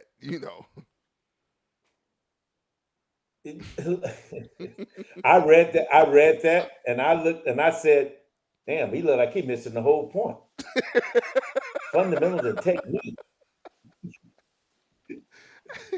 Hey, remember what the illustrious American philosopher Michael Tyson said? Everybody got a plan until they get punched in the mouth. So everybody that get in that ring and prepare is working on fundamentals and techniques and attention to detail. And until you get punched in the mouth, and then it becomes, okay, what's going on? So you say that, but here's the thing. We're now halfway through this. Literally, we're at the halfway point. 6 games into this. Yes. Yes. if you combine last year, we're talking about 18 games, but let's just stick with this year. 6 games in, halfway through the season, are we expecting all of a sudden for all of these guys that has it been bad fundamental techniques for 6 games? If that's the case, there's other guys. We got 105 guys on the roster. So we got to help these guys out at some point. I don't care how much you teach them. Sometimes your guy is not as good as their guy. So you got to be able to help them out with play calling and scheme. And so that's just the bottom line. Not everybody is. Sometimes the other guy is better. Well, how do your job then as the coach is to find how to make up the difference, make up the margins in how you game plan. Their guys are you know what? Southern guys are also doing fundamental and technique. Right. And Alabama State guys wake up at 5:30 in the morning. They go to the weight room too. Johnny is running around with everybody's girlfriend while the football players at practice on both teams. Don't say Pretty that. much. So, hey man, I'm just saying. It could don't be say that. Potentially. Potentially. No. It's real. That's a military term. See, my dad was a Marine like Ralph. That's where I get that from. Hey Ralph, okay. So that happens. We lost a player because of that. Already. I know. Okay, that's why that was a little raw. I'm sorry.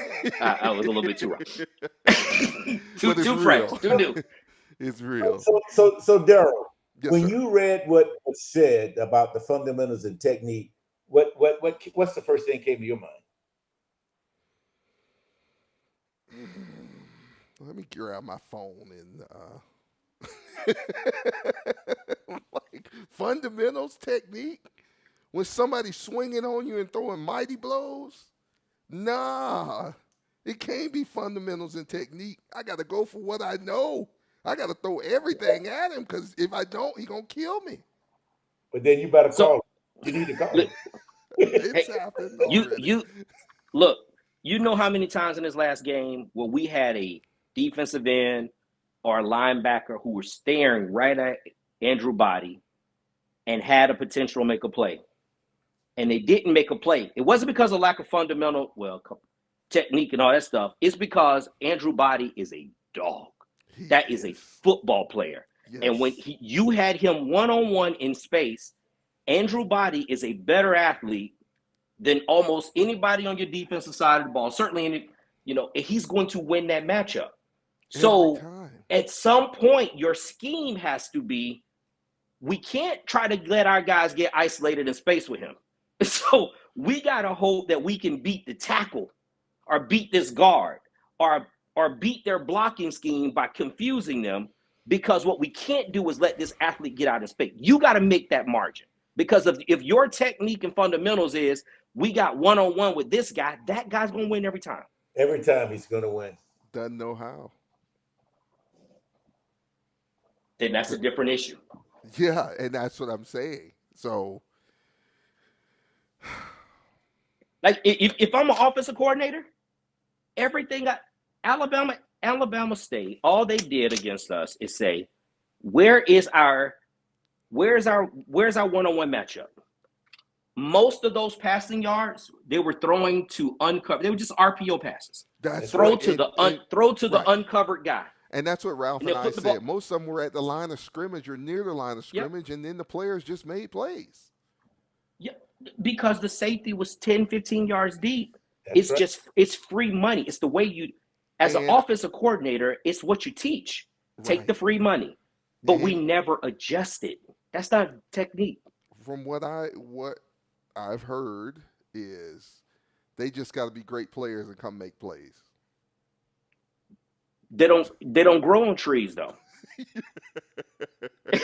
I mean, okay, Daryl. So they got to be great plays and come make plays.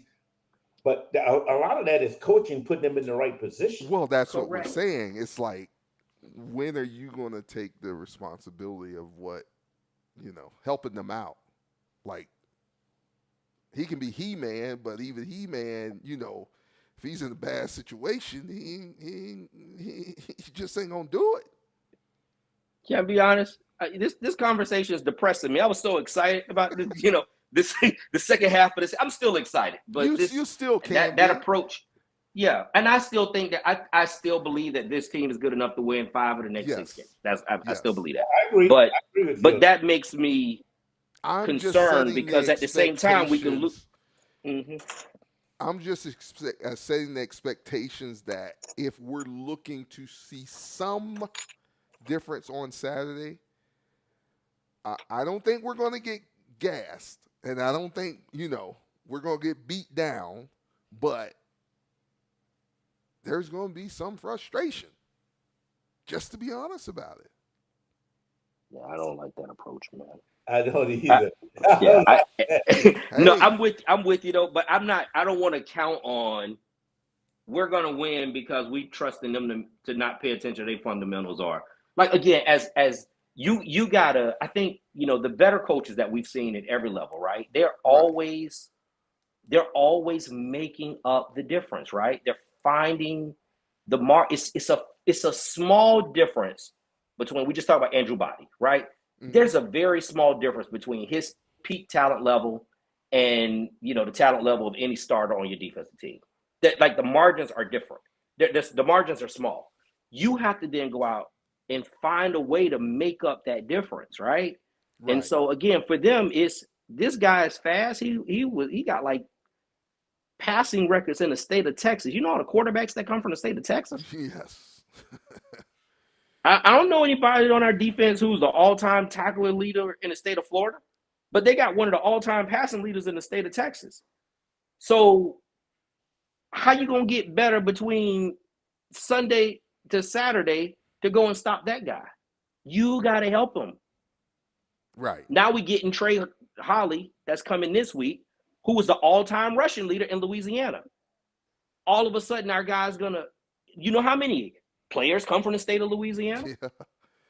So all of a sudden, our guy's not going to go back and get 500 extra tackles in high school. They're not going to, you got to help them. They're not going to get better because you want them to just find them. You better find somebody that can be in the hole or do something to confuse their offense, because if that kid's going downhill, our linebackers haven't been where they're supposed to be. And that, instead of become a 10-yard gain last week, that becomes a 70-yard touchdown against this kid because he's that kind of different. He played for LSU for a reason.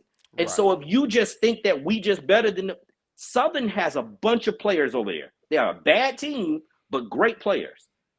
But if we don't figure it out, then this is kind of this can be a get-right game for them. Five overtimes last year, and you lost the game having the ball ran on you off tackle. However, we didn't have an offense last year. Nope. Yeah, I get that, but it's almost like if you just rely on the offense, last week happens. Yeah. The offense will outscore them. No. Not if you can't stop them. If they keep scoring and then your offense gets stopped 1 or 2 series, now you're behind the 8 ball. Why don't we play this game together, offense, defense, and special teams? You do your part, we going to do our part, special teams going to do their part, and then we going to celebrate and go to the off week, and then we're going to get ready for Arkansas Pine Bluff as winners. Yeah. I don't think we need this defense to be a top 3 defense. You just need they just need to improve a little bit. They just need to be solid. Exactly. And so, yeah. And I think right now we're skittish because we don't even know what solid is. Right. And if we're going to see solid as of yet. Yeah. I'll say this. It's a small sample size, very small sample size. I mean, talking about 1 series sample size. At the end of the game, they put, I won't even call the kid name. They put in number 35 at linebacker. It's the first time all game we saw a linebacker recognizing what was going on in front of them, running the alley and making plays behind the line of scrimmage. It was 1 series. but it was the most natural play that I've seen from that position, certainly in that game. Right. And so at some point, again, we're saying, yeah, and maybe that's what coach is saying. Maybe he's saying, the instincts of some of these guys, if it was a little bit better, there are plays there for them to make. Maybe that's what he means when he's talking about fundamentals and technique and attention to detail. But again, the guy that I was just referring to has played linebacker since Pee Wee football. Some of these other guys are converted from other positions. So that instinct is not there. Yeah. You got to build that excitement and encouragement to them. Hey, I'm going to put you in a position to do it. You go do it, and then you will figure it out naturally after you do it. After I put you in a position, now I can grow you up from there. But if I'm just putting you out on an island, man, go make a play. Coach, I'm giving her all she's got, Captain. Nah. Yep. Help me. That was it, in all honesty, that's what I was hearing about Anton Watts last year. Yeah. Man, I'm a better player than I'm showing on the field, but I gotta be all world. And it's come together for that kid because he's playing great now. It has. He's playing great. So yeah. Ralph, why you? So, and maybe that's it. Maybe they see some potential in these guys and they're waiting on that light to switch on. Sometimes it just maybe they're riding with certain guys and know that it's there and the guy can tell you, but you just and like you said, until you've had success, you really don't. Right. So maybe that's what he's talking about when he's saying fun. It's there. It's just we just riding with these guys until they until they actually go and do it and know that it's there. Mm-hmm. Yeah. So. Yeah.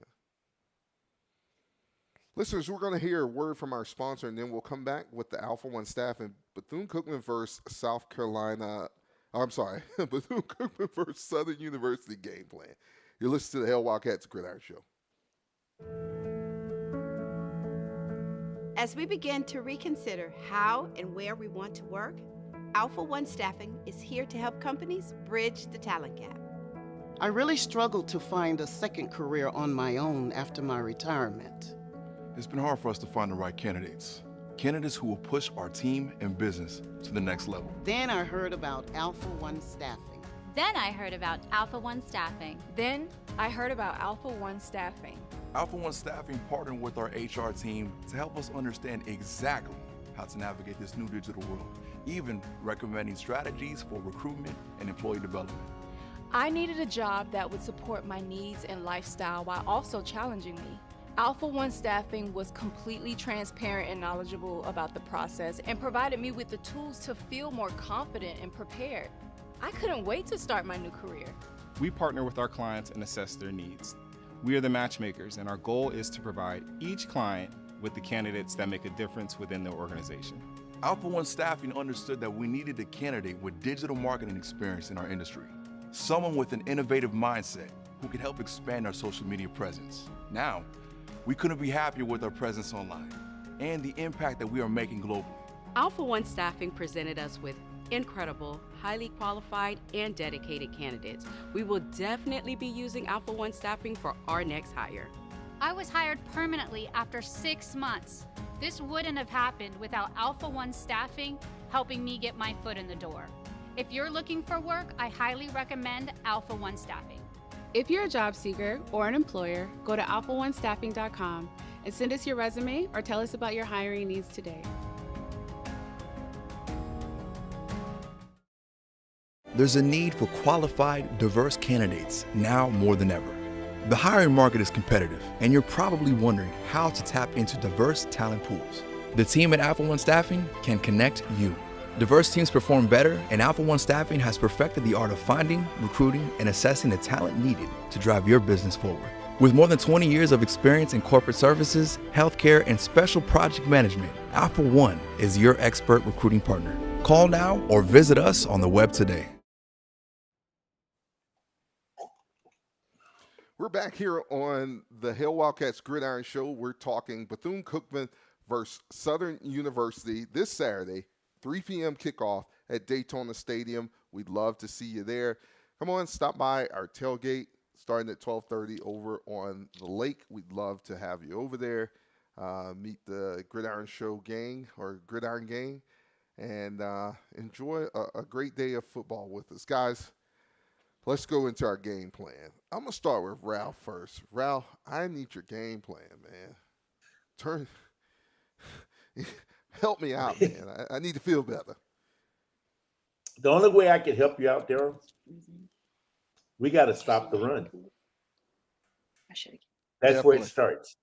Because that's how they're going to attack us, because they can't throw the ball. So they're going to run against us. And I would like to see us come out with another set other than the one we've been trying to play the last couple of 3 weeks.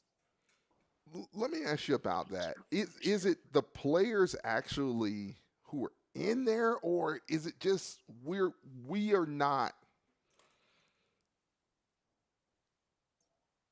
set up to run a 4-2-5? I don't think that we have the personnel to run that particular defense.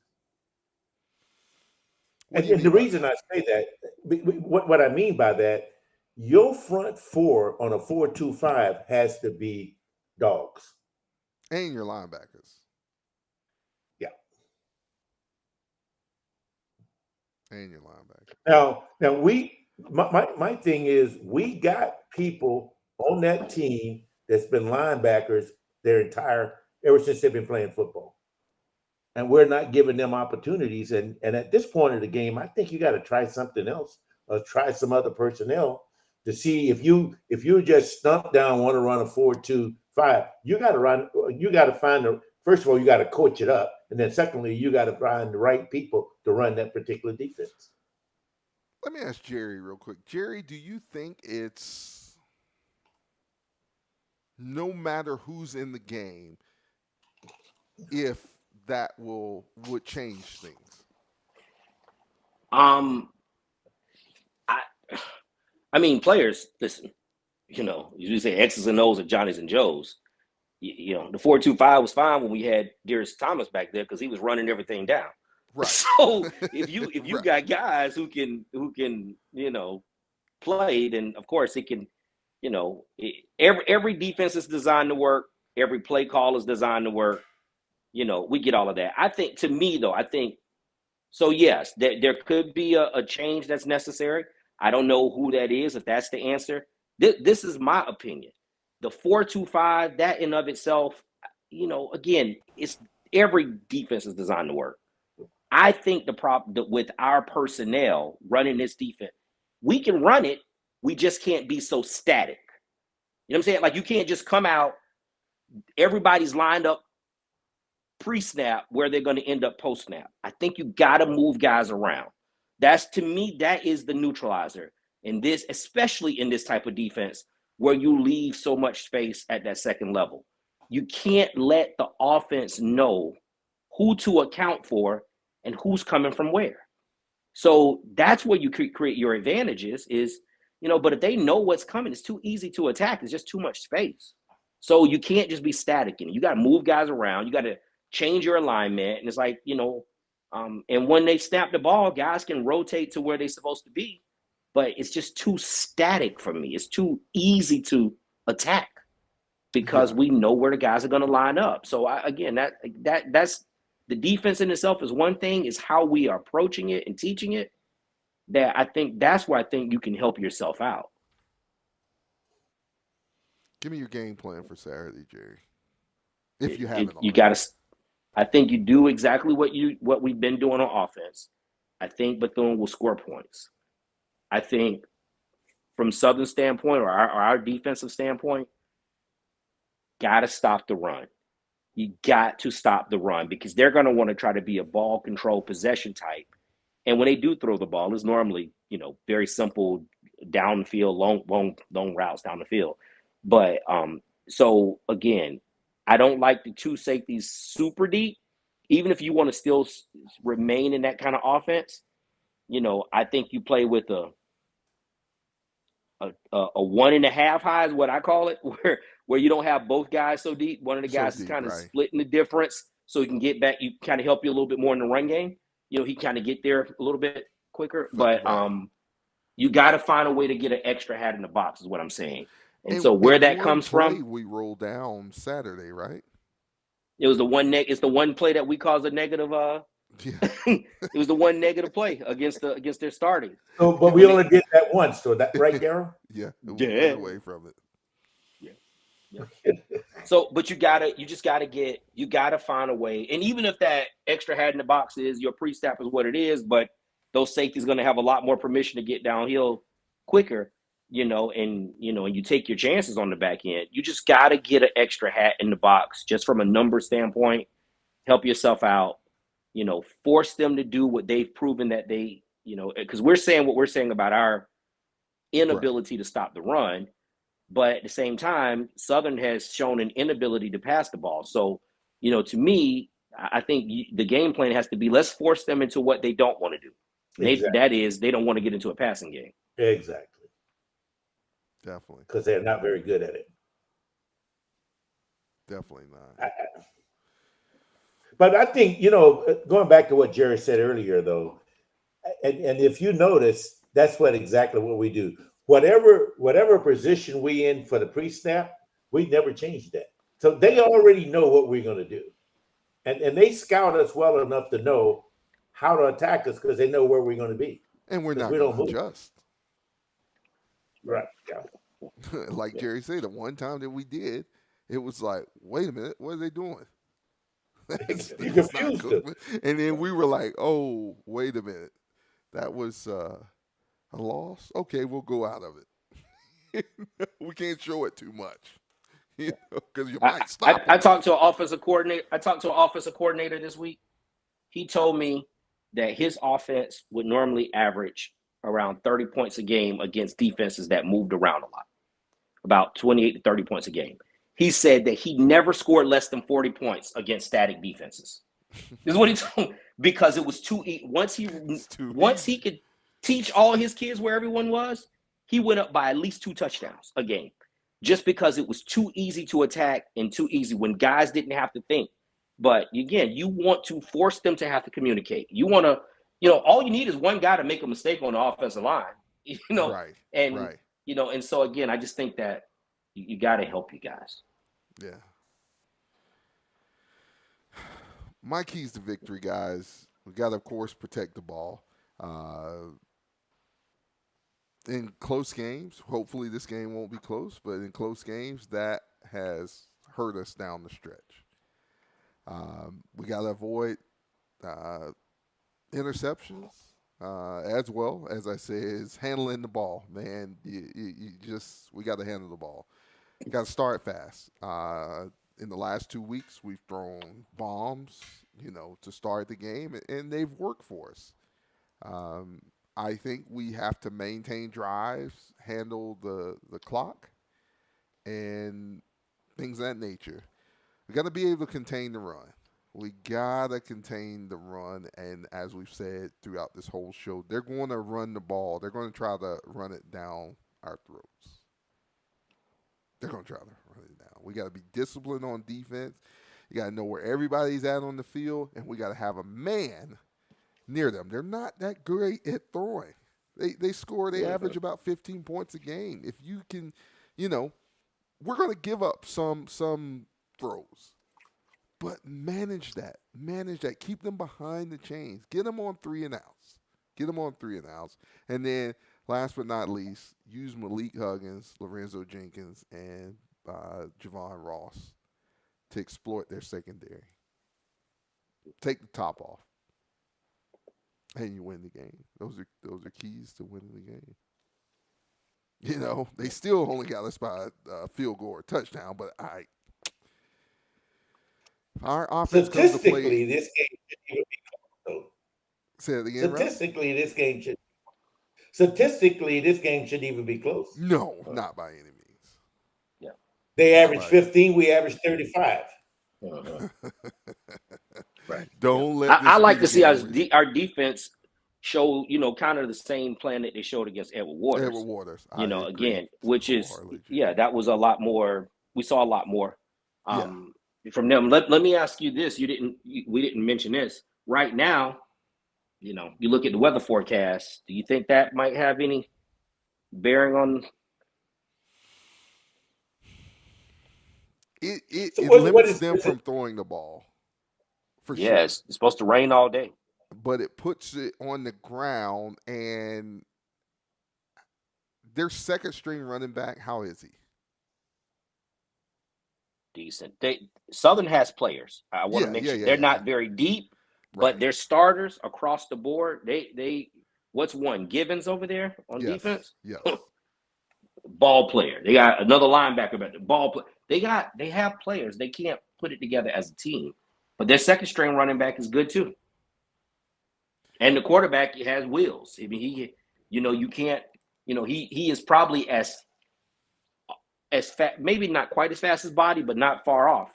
But he has wheels. And so you just can't let those guys get comfortable running the ball. That factors in a lot, Jerry, into the weather, because you'd rather them throwing the ball, which they don't throw the ball as well, rather than making their legs beat you. In a rain game, their legs beat you. Or give you a greater challenge, we'll say. And that's football analytics, not just because of our defense. That's football analytics. If you're able to shut them down, then you're fine. And you got to have somebody to spy each one of those guys. Every time the ball is handed off, we need to have somebody on the quarterback just in case he pulls it. You got to have somebody right there for the running back. The D-line, you got to be ready. But you can't spot a quarterback if you're running a 4-2, though, right? You can, like Jerry said, if you if you kind of bring one of those corners down in the box or safety down in the box, you still got help on the back end. They're not that great at throwing the ball. So now you got an extra person because you don't technically need 5 back there. He can still go back in coverage, but now you just put an extra pretty much linebacker down in the box to help you with that. It's all in how you scheme it up. All in how you scheme it up. And that's where we fall short because we don't do a very good job of scheming. We're pretty vanilla. You got to ask for help. Yeah.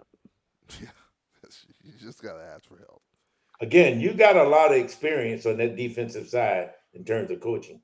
Oh, yeah. You got a lot of experience. I mean, the head coach was the defensive coordinator at South Florida when they were number 2 in the nation. Okay. just spitting facts, bro. The head coach was also a linebacker, and so it was a defensive coordinator. And where are we the weakest at? Linebacker. No. The defensive coordinator was a wide receiver. He was a wide receiver? Yeah, Alabama. Well, you shouldn't have said that. He's the linebacker. He's the linebacker coach on our team. He's the linebacker coach. He coaches our linebackers, right? Yeah. So, yeah. We'll see. Well, I'm hoping that the weather clear up. Yeah, I do too, Jerry. I do too, my guy. Yeah, hopefully we can have some good. I think we'll be okay with the weather because it's supposed to be disappearing around Sunday anyway. So hopefully it comes early. Okay. Hopefully we'll be looking forward to it. Don't want to mess up that nice tailgate we got over there.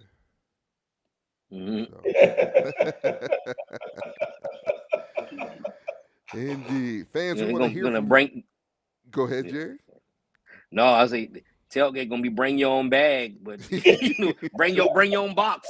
Everybody bringing their own Popeyes, and Oh wait, Popeyes not a sponsor. They'll bring, Fans, we want to hear from you. It is now time for our live call-in segment. 386-287-1226. 386-287-1226. We're talking Wildcat football on the Hail Wildcats Gridiron Show. 386-287-1226. That is the number to talk to the guys on the Hail Wildcats Gridiron Show. So, guys, You guys ready for the tailgate? We're always ready for a tailgate. Good old-fashioned tailgate, huh, Ralph? Always ready for a tailgate. Even our main man is coming down. Old Black Tony gonna be present. You know, Ralph, they call me about you. Yeah, they calling to see if you're still alive because nobody don't know if you're living. They catch a glimpse of you on Saturday sitting over in the chair at the tailgate. You know? They say you can Well, come down. I don't know who Black Tony is, but what I know him. want to say for the record is I know a guy named CC. You know, he's a great guy. I have nothing negative to say about him because he, like Drake, like to sue and tell people's wives what's going on about things. So my friend CC, you're great. Black Tony, I hear you're not great. Boy, I tell you can tell them preachers. Hey, you studied to be a preacher too, Ralph. Hold on. Yeah, that's right. I did. Caller, you're on the Hail Wildcats Gridiron Show. Welcome. Hello? Yeah, we can hear you. Go ahead. We're doing good, sir. How about yourself? Still there?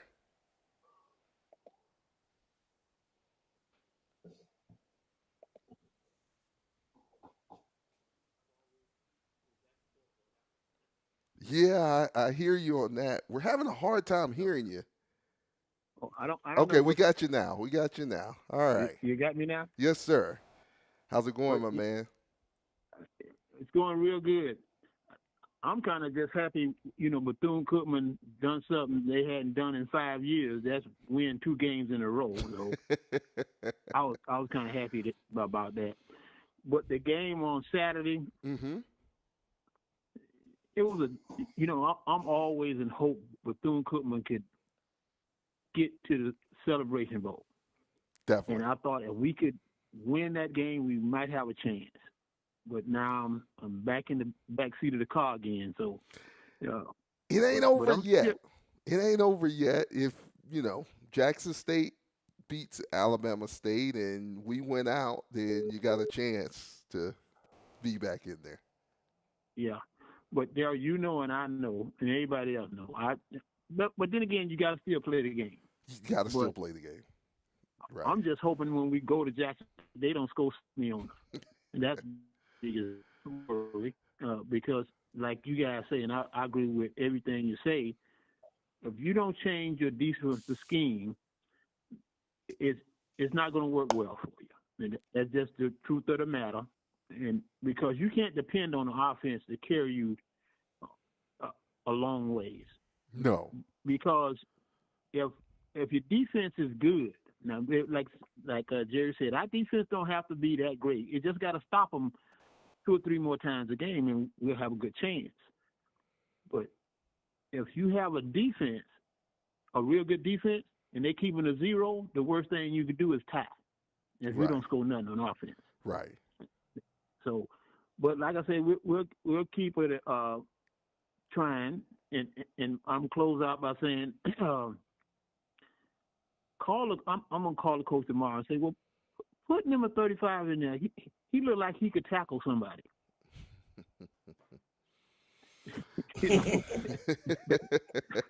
You do that. I think you make Ralph and a lot of other people happy. Yeah, they put him in there. Look like he can actually tackle somebody. I said, wait. When I was at the game Saturday, I said, well, wait a minute. Where was he? He just got off the bus or something? No, he's been there the whole year. He's a freshman, ready to go. His name's been called a lot to play, and we started finally seeing it on special teams. So, and one more thing now, do we have a defensive lineman that you got to put 2 people on? Do we have one of those? We did, but we lost them. Which that's no fault of our staff. It's just I hate to say it, they got better offers. Oh, okay. Yeah, Because I in think the defense, 44. you got to have. That's what I was 44, thinking too, Daryl. 44. Yeah, you got to have a defensive lineman that they got to put two offensive linemen on him. If they don't, he kind of like mess up stuff for him. But if you don't have that, like you say, you know, hell, that just catches where we at. Right. You know, if we're going to play that kind of defense. Right.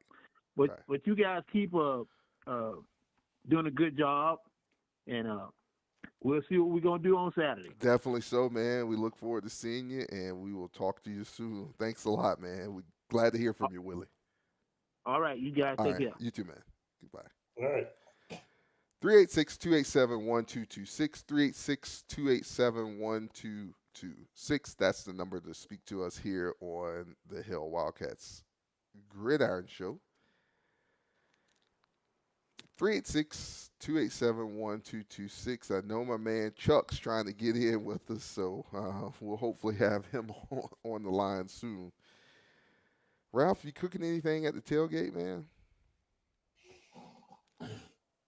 The professor's doing all the cooking. Oh, the professor is doing all the cooking, man. I tell you. What did he have the last time? There was something that went over pretty well over there, I heard. Oh, he had a key lime cake. Yeah, heard about it on the bus. There were some disgruntled people with you. I don't know how, but there were some disgruntled people with Ralph. I won't call no names. Just remember, I always love myself. There you go, Ralph. Calling on the Hail Wildcats Gridiron Show. Welcome. Hello, this is Chuck Hunt calling from Monroe, Louisiana. Can you hear me? Yes, sir. We got you. All right. Yeah, interesting discussion as always on your broadcast, and I see you have Jerry on with you this evening. Yes, sir. We definitely do. The creator. We got the main man on. How's it going, Jerry? Yeah, man, doing fine this way. I was just sitting up here watching one of the guys who's coaching the HBCU world, Jerry Mack. He's coaching Kennesaw State. They beating up on my area school. Really? They're beating them badly in the fourth quarter, 28-7. Kennesaw State. The game is taking place in Georgia. Really? Yeah, Jerry. Yeah, man, they taking it to Louisiana Tech. Wow. Jerry Mack is one of those guys, man.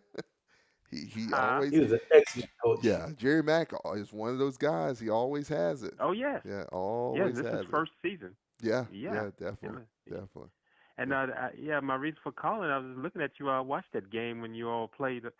Alabama State, and I was looking at it. There, you had a talent there, like you all been saying. Just is some things that are missing there, and it's going to be an interesting game to see what Alabama State and Jackson State are going to do. That's going to be an interesting homecoming game. You come out all these homecomings. It's right. not just going to be people. Yeah, it's not just going to be people just coming. People can use homecomings. Get a weak opponent. No, I say these are two strong teams here. Yeah. Yeesh. Yeah, that's going to be a great homecoming game. There's a lot, like I said, a lot of homecomings out that way coming up. Yeah, right here in my area at Grambling. Grambling's playing Texas Southern. Both teams and so-so, and but when you get in the hole, what they call it at Grambling. Yes, indeed. You just don't know what's going to occur. That seems like that's when Grambling has a bad season. That's when they get hot there at home. That's what a lot of people say. They go there and say you could have a worse Grambling team, but they say you get in the hole, it's hard to beat them. Definitely so. Definitely so in the hole, and we gotta travel to the hole, but hopefully we can destroy that myth. Yeah. I remember that stadium opened back in 1983. They opened with Alcorn. They beat Alcorn that season. That was back Marino Chasm was coaching at Alcorn then, and Eddie Robinson was still going strong at Grambling, and oh yes, and I just look at it. I said so much is going on in that game, around that game with Andrew Body, and you had, like I said, you had those tough running backs and Jamari Holtzclaw and Marcus Harrison. And I know on the Jackson State side they're going to be talking about Marcus Dupree's grandson is playing some good ball, and even what's his name, Jeremiah Williams. Right. Jacoby Morgan, you don't know who's going to show up. He could be great one minute, next minute you're like, who is that? Yeah. Definitely so, man. Definitely so. So we look forward to great weekend of football in HBCU football. And you all facing a guy from my area of Louisiana, Trey Holly is coming in. Yeah, I remember that young man when he was in high school at Union Parish High School in Formaville, Louisiana. That's in Union Parish. That's a neighboring parish to my parish. My parish, where Monroe is Washita Parish. Okay. And man, that Trey Holly was always tough. Like I told you all about his coach, Joe Spatafora. He's a tough as nails coach. He's that kind of coach, and he coaches his shorts no matter the weather. No matter the weather, you're going to have the shorts on. But like I said, whenever Union Parish goes to, if they end up in the state championship, no matter the weather, they inside anyway. We play the state championship in the Superdome down in New Orleans. Right. Yeah, and he don't have to worry about the weather in there. But he had his shorts on no matter what. If it's cold out, he put a jacket on and still keep his shorts on. And I don't know, he's trying to show his toughness. But his teams always show up. They're gonna win or lose. They're gonna be in the game. I mean, one time they got blown out in one of the state championships that Trey Holly played in back in 2020. But he just never could. Trey couldn't get the state championship, but right after he left, that's when I said 2023, and they won. They got one, and right after he left, Joe Spatafora won 2 state championships, like 2013, 2023, and he's always turned out some great running backs, and let me tell you what Jerry was saying about Louisiana. Yeah, Louisiana's a great recruiting ground, and Louisiana's the smallest southern state in the United States. Gotcha. Yeah. But great players come out of there, man. Great. Oh players. yes, Yeah. Small state. Coming out of Louisiana Purchase is that little bitty state there, but a lot of talent. You're exactly right, Daryl. Definitely so. Well, Chuck, man, we look forward to having you cheer us on. I know you don't like the Jaguars, so you'll be our 12th man for us on this Saturday. So. I know people that graduate from Southern, like I told Jerry about Perry White. That's some people I'm acquainted. I have family that graduate from there. Nothing against them. I know how they have that arrogance with them. Yes, they do. Yeah, but I look at it. I wish the best for you, and also I wish safety for you. You all keep them in your thoughts and prayers. South Carolina State University, that shooting that took place, definitely. Homecoming. Yeah, keep them in your thoughts and prayers, because just any these activities, please have fun, but be safe out there. Be mindful, and be aware of where you are. Definitely echo those sentiments. Definitely. Yes. All right. And a Hail Wildcats. Thank you, sir. I didn't even have to ask. Soon. He's gonna be one of us. Even hey, Ralph. Yeah. Even in November when we go to Louisiana, he's gonna say Hail Wildcats. My birthday month. My birthday month. That'll be my birthday month. I'm turning 50 next month. Right on, man. We look forward to it, and we're gonna have you on the show for your 50th birthday, man. We're gonna have you come on live for your 50th birthday. Okay, no problem. I've done StreamYard on YouTube. No problem. That'll work. We'll make it happen. We'll make it happen. Okay, you all take it. You three take care and have fun and be Appreciate safe. you. Thank you, sir. Same to you. God bless you, man. Talk to you Thanks, Chuck. Same to you all. Yes, sir. All right. Yeah. Hey, Daryl gonna have to meet Chuck at that gas station in Grambling because there ain't nowhere else to meet him. Chuck gonna have to come to Monroe. We love you, Chuck. We love you, bro. Yeah. I was talking about Grambling. No, I know. You know everybody hang out at the gas station. At the gas station, bro. I think me and Daryl Natil stopped by the last time. Got us something to drink and got on out of there. 386-287-1226. 386-287-1226. We have time for one more call before we have our closing words and get out of here and prepare for Saturday's contest against the Southern Jaguars. 3 p.m. kickoff at Daytona Stadium. So let me ask you guys, because unfortunately I wasn't able to be there 2 weekends ago and won't be there on Saturday. But how did the traffic look out in the streets at 3 p.m. around kickoff? It was actually, again, they did an excellent job of opening up the 2 lanes on the home side. So we didn't have that line. Listen to you and Jerry, huh? Yeah, they didn't have the line this past weekend. Hopefully, we don't have the line this week either. Well, because I think we're going to have a lot bigger crowd with Southern. Yeah, I hope so. Even though they aren't bringing a band, but that's okay. We got our band. Definitely so. Definitely so. 386-287-1226. 386-287-1226. Make sure you come by, stop, and see the game this Saturday, 12:30, over on the lake for the Hail Wildcats Gridiron Club tailgate. Come with a little appetite. We'll have plenty of food over there, ready to go. Meet Jerry, Larry, and Ralph, and Tony. Might be a CC side.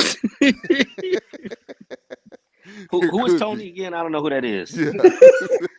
But I do have a good friend, CC, who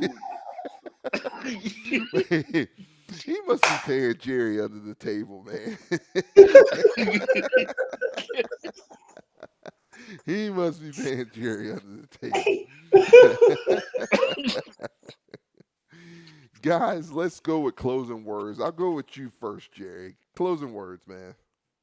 Closing words. Listen, I think the Bethune-Cookman football team has performed better than the 2-4 record indicates for the first half of the season. I'm looking forward to kicking off the second half of the season on Saturday and putting together a nice little run here. Southern's the first opponent.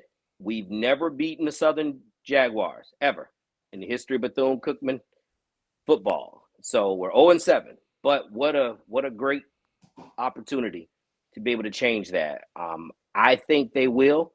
I think this is the type of game that Bethune-Cookman can run away with if they eliminate mistakes and, pay attention to fundamentals, technique, attention to detail. And so, yeah, sorry about that. The cliche. No, I'm expecting Bethune-Cookman to win this game. I think Bethune's a better team at this point. All the signs point to it. Now you got to go out there and execute. So I'm looking forward to a great game. Looking forward to a comfortable Bethune-Cookman win. And again, kicking off the second part of the season with the win. Mr. Smith. Well, I'm going with Jerry. I think this is an opportunity again to win 2 in a row. And I'm still hanging on the thing. I think we have the athletes to win at least 6 games. And that's what I'm thinking. I'm predicting we're going to win at least 6 and maybe 7 games this year. So I think everybody needs to come out, support the Wildcats, and make sure you bring some rain gear just in case. And stop over and see us, and we'll see you on Saturday. Be there early. And, to that point, Ralph, this game was originally going to be played in Daytona. It was moved to Tampa. There was a lot of persons who said, hey, why can't we play this game at home? The game was moved back to Daytona. There is no reason. I don't care about weather. There's no reason that the maroon and gold, if you cheer for the Wildcats, you should not be there this Saturday to cheer our guys on. It would be great to have this win this Saturday, take a week off, and then come back with that momentum into homecoming against Arkansas Pine Bluff.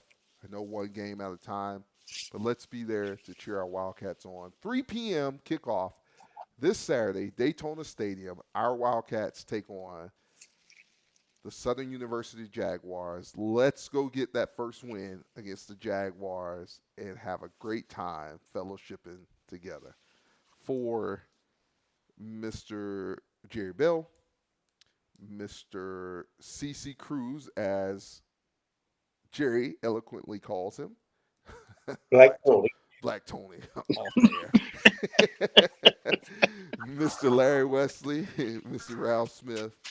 I'm your host, Coach Darold Williams. Let's go Wildcats. Hail Wildcats. Let's get this dub. Amen. Hail Wildcats. And have a good night. Hail Wildcats.